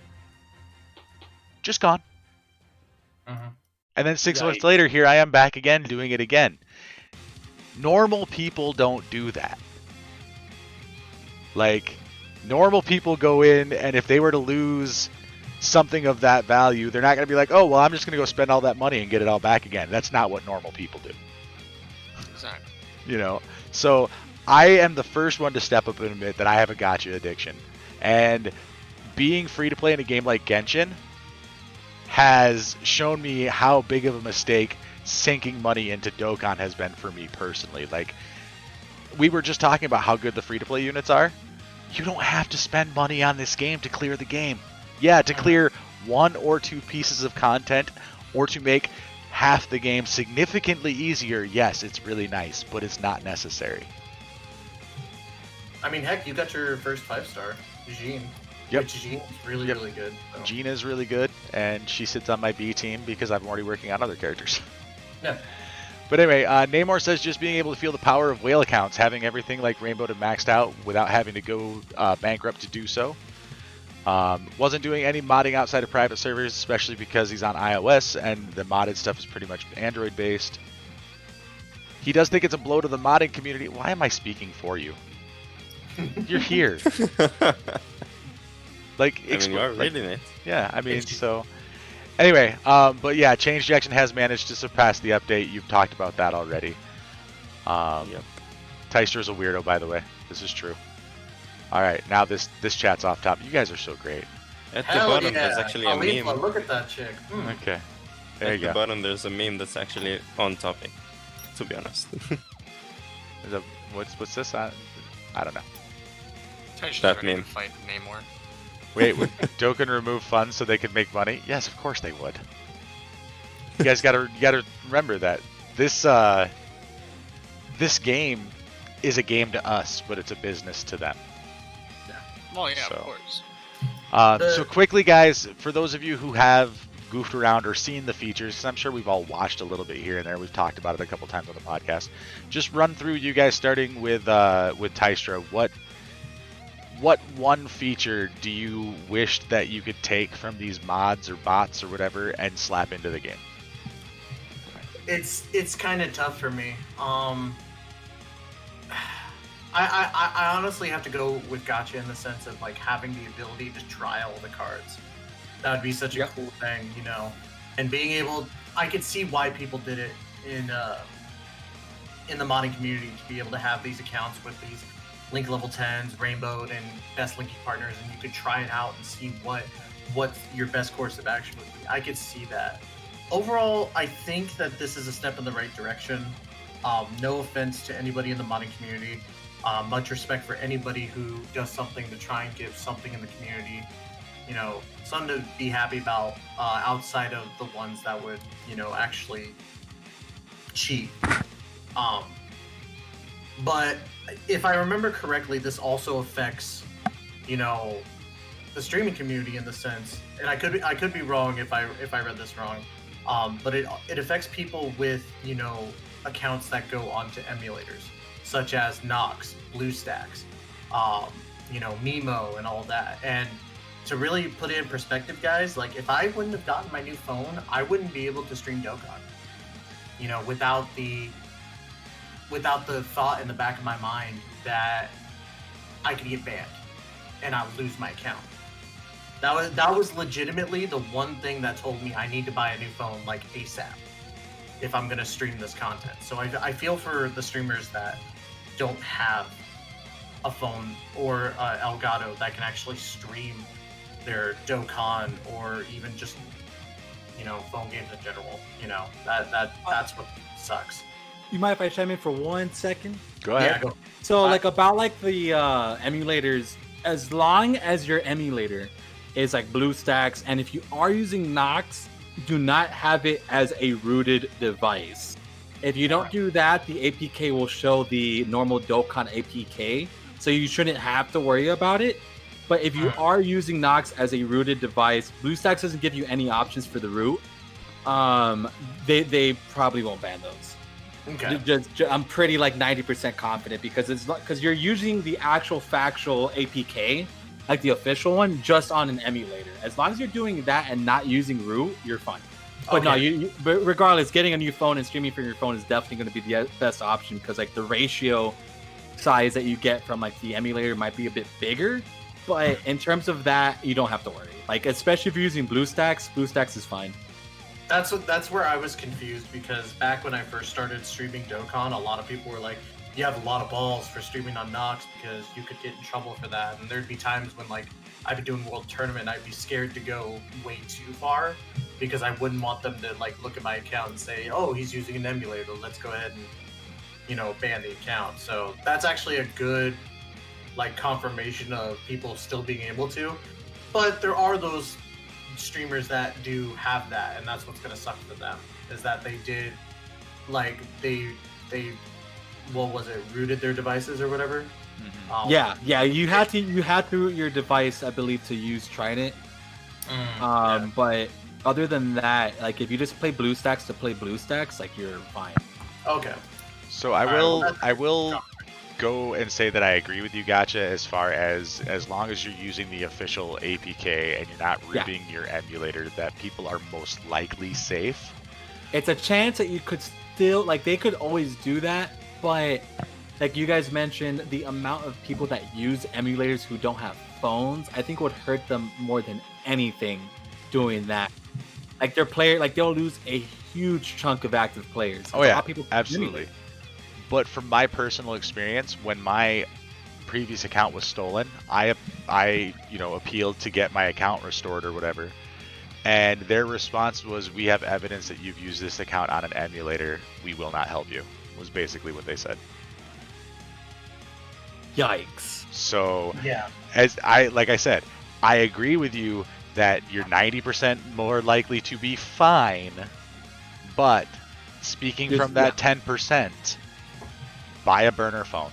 It doesn't have to be top of the line. It can be some used piece of crap that doesn't even have service that you get off of eBay.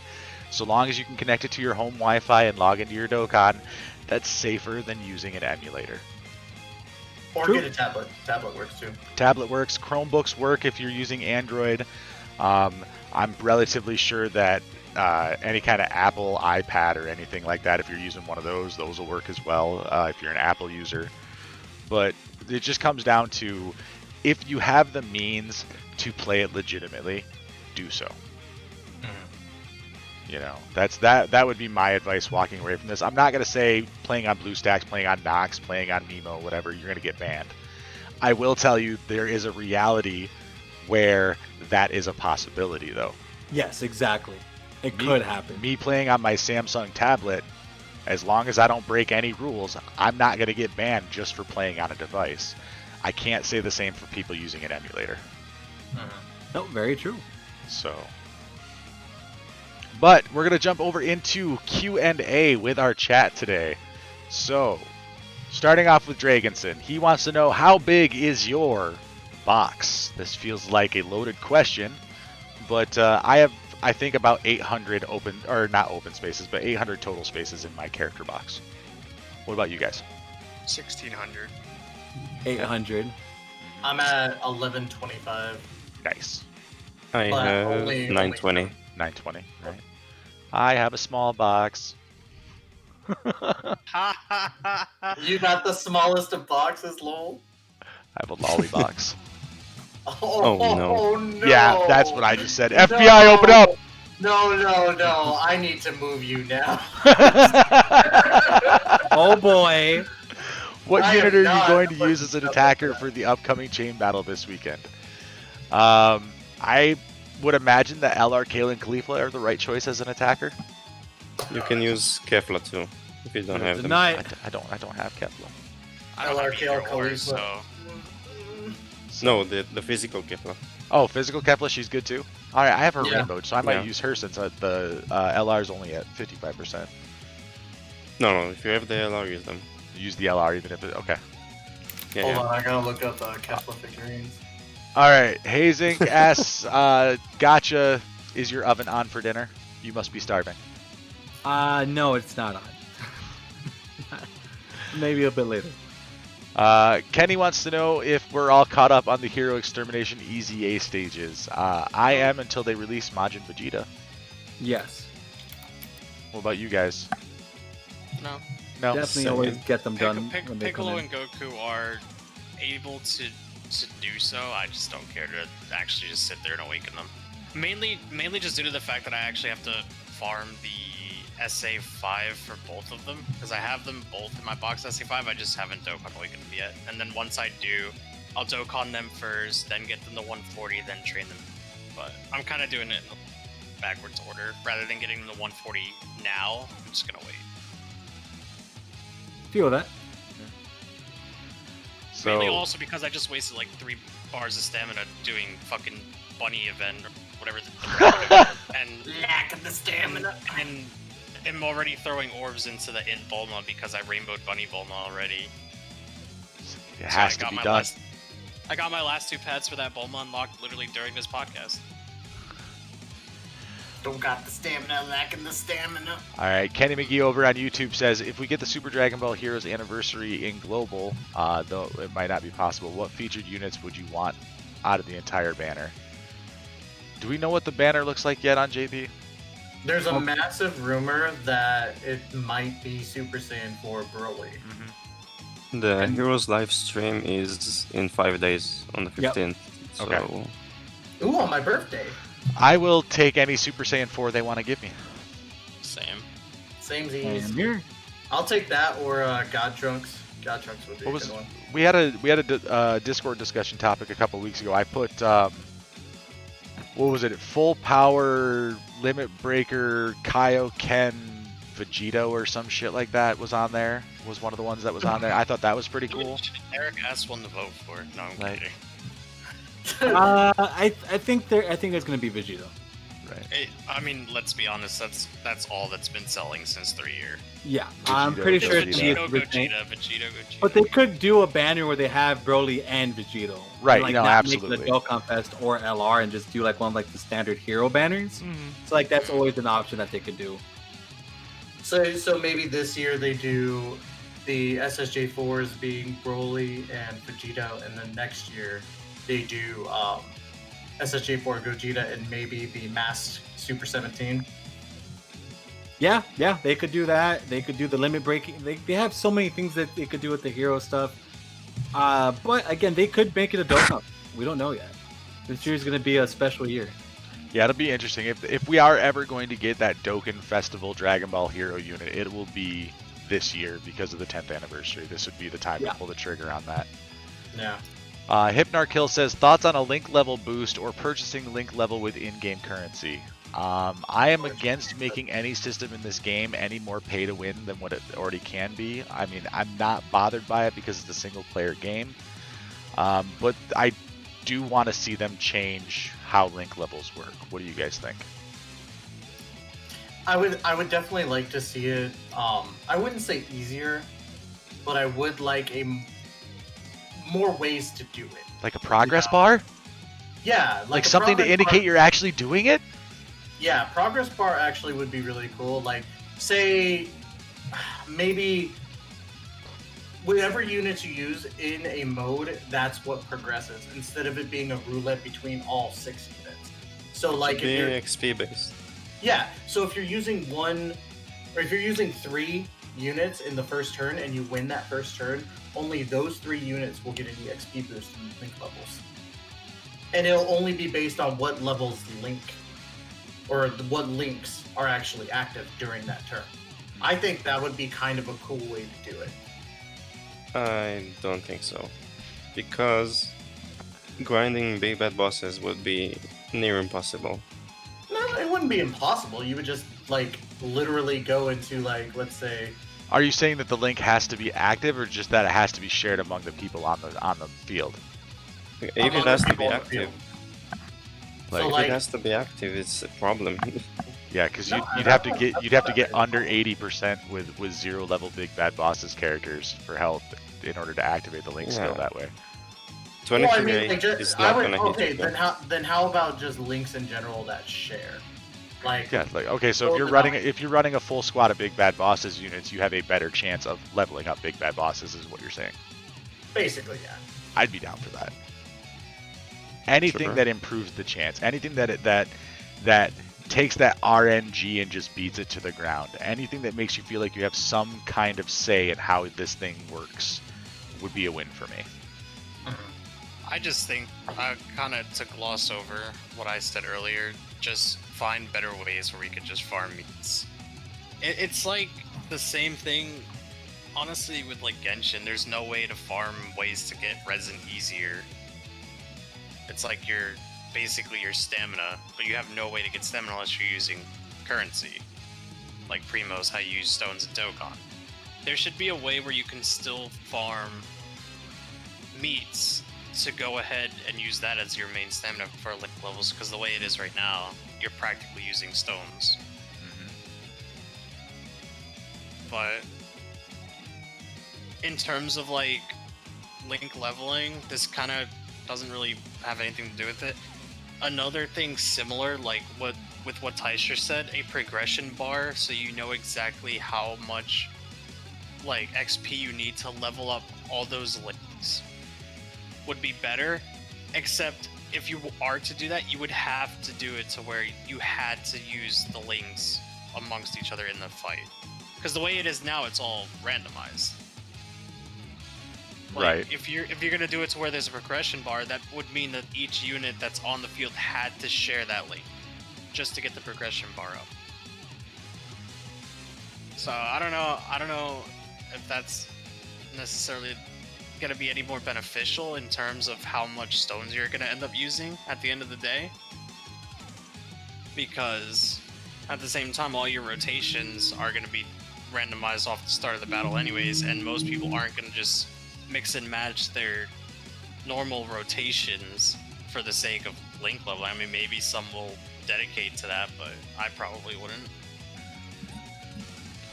So Captain Dusty Muffin over on Twitch asks, why is Tech Vegeta Blue available on the thank you cards, but the physical Goku Blue isn't? Because he's fucking significantly better. No, are we talking about the ones that they boost their stats for the orbs that they pick up?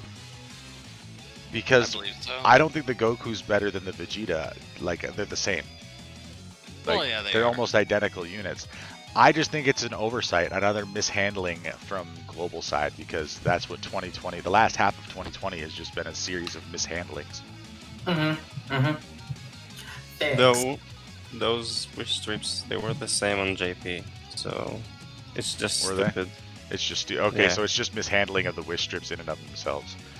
Because Akatsuki Yeah. said so, that's why. Also, kind of to go back to the other thing, I know we're already running over 3 hours, but to kind of also talk about a progression bar thing as well, it also kind of feels like we're at a point where why aren't your chances of using 30% Sleepy Kais better? Like, I feel like if you're going to use 4, you already have over 100%. Why does that not just carry over and give you a guaranteed 1 SA race? Because, I mean, sometimes you can go in, like, 4 to 5 and not get shit. Dude, I dropped 5 in the other day, and they all worked. And then I dropped 5 in just this morning, and none of them worked. Yeah, that's what I'm... Like, there should be an equal level of balance there where it's like, that needs to be yet another progression bar. But at the same time, if they are going to do that, Sleepy Kais are gonna need to be farmed. At least in some type of event. It would be nice, wouldn't it? Well, I mean, yeah, because if they reduce it, right, to where if you, like, let's say for example your character's literally at level 1. In order to get 1 SA raise, you need 100%. So you're guaranteed having to use 4 Sleepy Kais to get 1%. But if you use 1 periodically each time, you would technically have to train them 4 times to get 1. I mean, that's, like, I don't know if that would work better. I mean, obviously, you have the percentages, like, obviously I've had it happen too, where I used 5 Sleepy Kais and I got SA raised by 5. But I don't know, I don't like that each of them are based on their specific percentages. I don't know. Right. That to me just feels off. Because, like, I mean, even the other day, I went through, like, 15 Sleepy Kais and got, like, 1 SA raise, so, I mean... Oof. Okay. So we're going to take 2 more questions, and then we're going to wrap things up so we don't go too far over that 3-hour mark. We're almost 3.5 as it is right now. Woo! General Bardock over on YouTube asks, do you ever think they will get us a reward for awakening units all the way, like a Dragonstone reward? No. No. Never. Nah. I hate to be the shutdown king on that one, but that's a hard no. It would be cool, but they're not gonna do it. I think it would That would be be cool. I think the fully awakening units thing, the benefit you get from that, it comes from the hidden potential system with the Rainbow Star. That's your attaboy right there, is you get a Rainbow Star. That's your attaboy. I'm sorry, I mean that's kind of all it is. I mean, like Yeah. could you imagine if Dokkan was like for every 5 units you completely max out, you got a Dragonstone? Or for every 10 units you got a Dragonstone or something. Or you got something that you could trade in for something else. Just the sheer number of people that would be, I don't know, going It'd be a crazy nice with way their to make farming. 200 stones back. It would be, wouldn't it though? Look at all I mean, make it so it doesn't work on free-to-play characters, and maybe that's probably what they would do. Yeah. Maybe, I don't know. I don't see it happening, but I don't think it's a good. It would be something that they would think is a good idea. Gotcha. What do you think?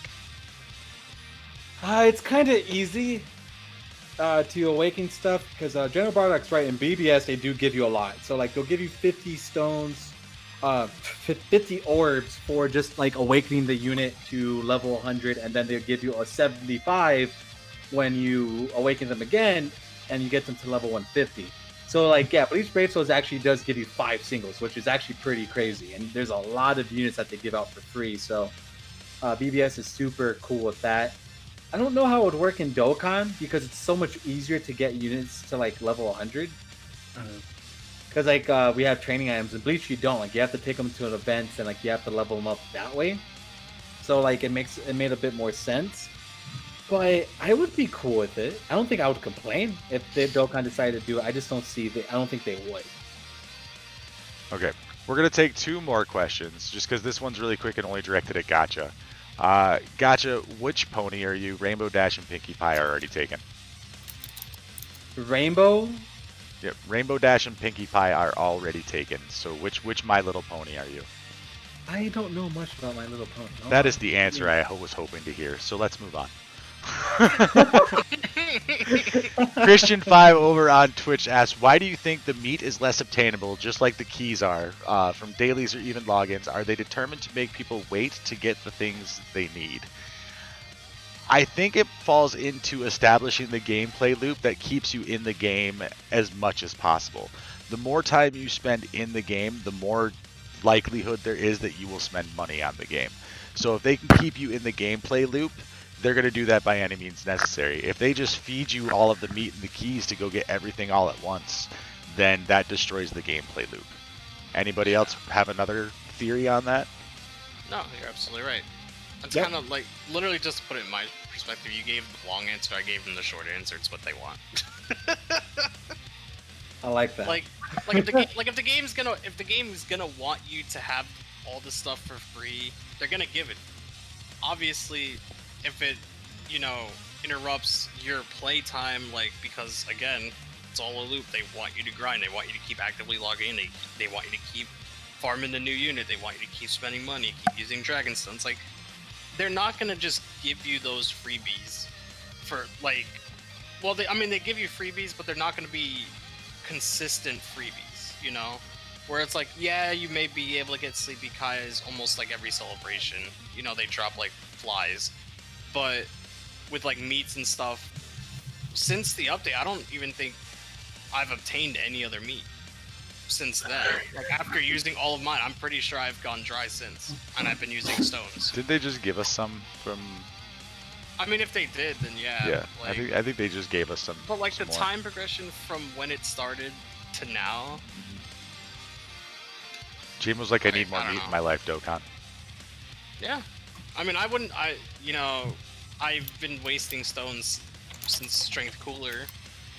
Not gonna talk about it. I've talked about it for like 4 podcasts in a row. I'm not gonna talk about how much shaft I gotten in 2020, but like, Having the on-hand meat would be a little bit more beneficial. So where like, I don't feel like, okay, yeah, well, I blew all my stones in banner because again, gotcha, Yep. And then you're like, well, now I have 0 stones and I'm out of stamina. Log off the game and do nothing, or play Genshin. All right. To be frank. But So we are going to start wrapping things up here. I want to remind you guys about Direct Relief. Rev will be on Twitter talking about it basically every day until it goes down. I believe he's doing a full week of charity streaming for this. As we get closer to it, I will find out more information. I will pass that along. And again, guys, if you do not already do so, head on over to Twitter and follow Gacha Talk. Same over on YouTube. Gacha, do you have anything that you want to leave us with as far as promotions or messages or anything like that? No, not much, man. Just really appreciate you guys bringing me on. It was a very fun time, and look forward to whatever stuff we could do in the future. Oh, there will be collabs. There will be collabs, I promise. Yeah, definitely let me know. I'm always down. All right. yeah, So- please be a reoccurring guest. Yes, absolutely. I would love to have more reoccurring guests. I would love to have more people hanging out and doing things like Limited Battle Road or other series that we create in the future. But thank you very much for being a guest with us today, especially since you came in at short notice. We were supposed to have another guest today, but real life happens and they couldn't make it. So with just a couple of days of planning, we were able to get Gacha in here, and we really appreciate that from you, dude. Yeah, for sure, dude. Anytime. Just let me know. Okay. Rest of my guys here, Tystra, Namor, JMO, do you guys have anything you want to promote before we wrap things up? My news. Yes. Okay. One of my mods, go ahead and hit me up with the exclamation Discord in the Twitch chat. Make sure that you guys follow us on Discord. Get into the Dokkan News channel. Give him all of the reactions. You can't post in there, but you can react in there. So make sure you do that because, Namor feeds off that attention, and we need Namor forever. So, like Tinkerbell needs you to clap their hands, Namor needs you to go in and, react to posts. Exactly. Thanks. So to promote, selfishly, guess what? Tomorrow's Genshin. Wait, I'm sorry, did you say Genshin? Yeah. Speaking of Genshin, I have ideas. We're going to have to talk about that later. Nice segue. Ooh, Also, okay. other shameless promo. We're rating Tystra. We are rating Tystra. Okay. I will. Spend those points, boy. Spend those points. We're rating Tystra. I already did. Right on. So we will. Yeah, it is. Tystra, it's a new expansion launching for Destiny today, right? Destiny 2? Yes, so the hype is real for people who are into Destiny 2. Beyond Light has just launched with a bunch of different aspects added into the game. Some very old from Destiny Year 1, so back when it first came out. And obviously some that are new to bring in the new future of the game. And as somebody who has built their channel around Destiny since the start, like 6 years ago, this is a phenomenal time for me. Like I'm so ecstatic and so happy to, after so many years, be able to cover this. And I'm actually live right now, so I hope you don't mind that this part is actually also in my stream. Whatever, dude. I don't care.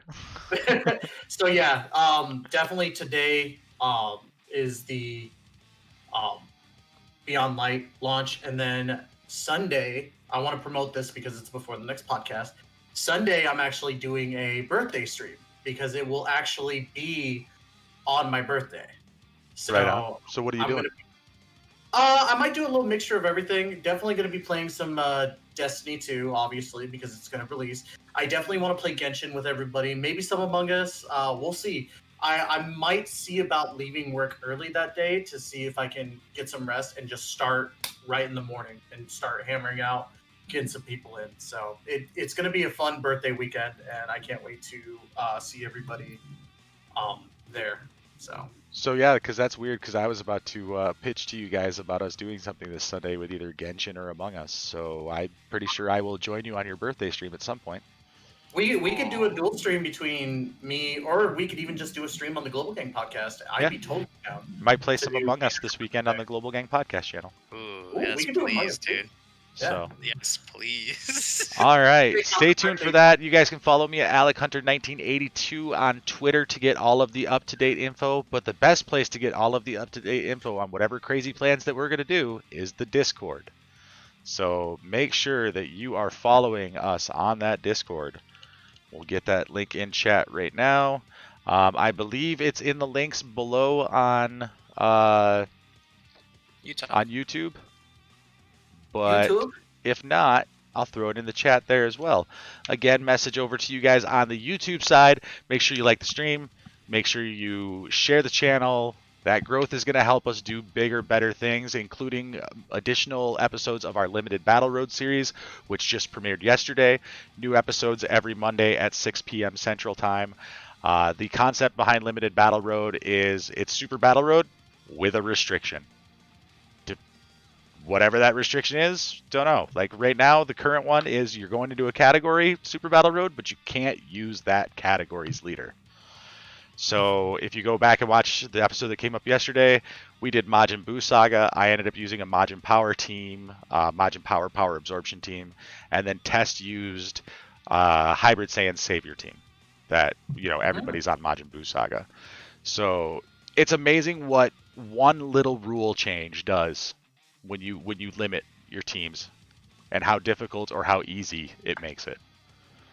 So just make sure you guys check that out. We are going to be raiding over to Tystra, so if you guys are on Twitter or Twitch, sorry, make sure that you stick around. There it is. That nut button. It's so nice to have that back. I know. I almost cried during stream. Like I was speechless for like the first 20 minutes. Like guys, I'm actually back. I can't believe You're it. back. It's you I again. know. I'm so happy. All right, get that raid started for Tystra. Once again, thank you, Gacha, for joining in. We are definitely going to be seeing you back in the future. For sure, man. For sure. Anytime. And then as for the rest of you guys, we do this because you support us. So make sure you like the stream, you follow on Twitch, follow me on Twitter, follow us on YouTube, or subscribe to us on YouTube, whatever the terminology is. Stalk us, please. Yes, stalk us. I love having stalkers. You internet people are fantastic. But yeah, we will see you guys next week, and thank you so much. See you guys later. Bye.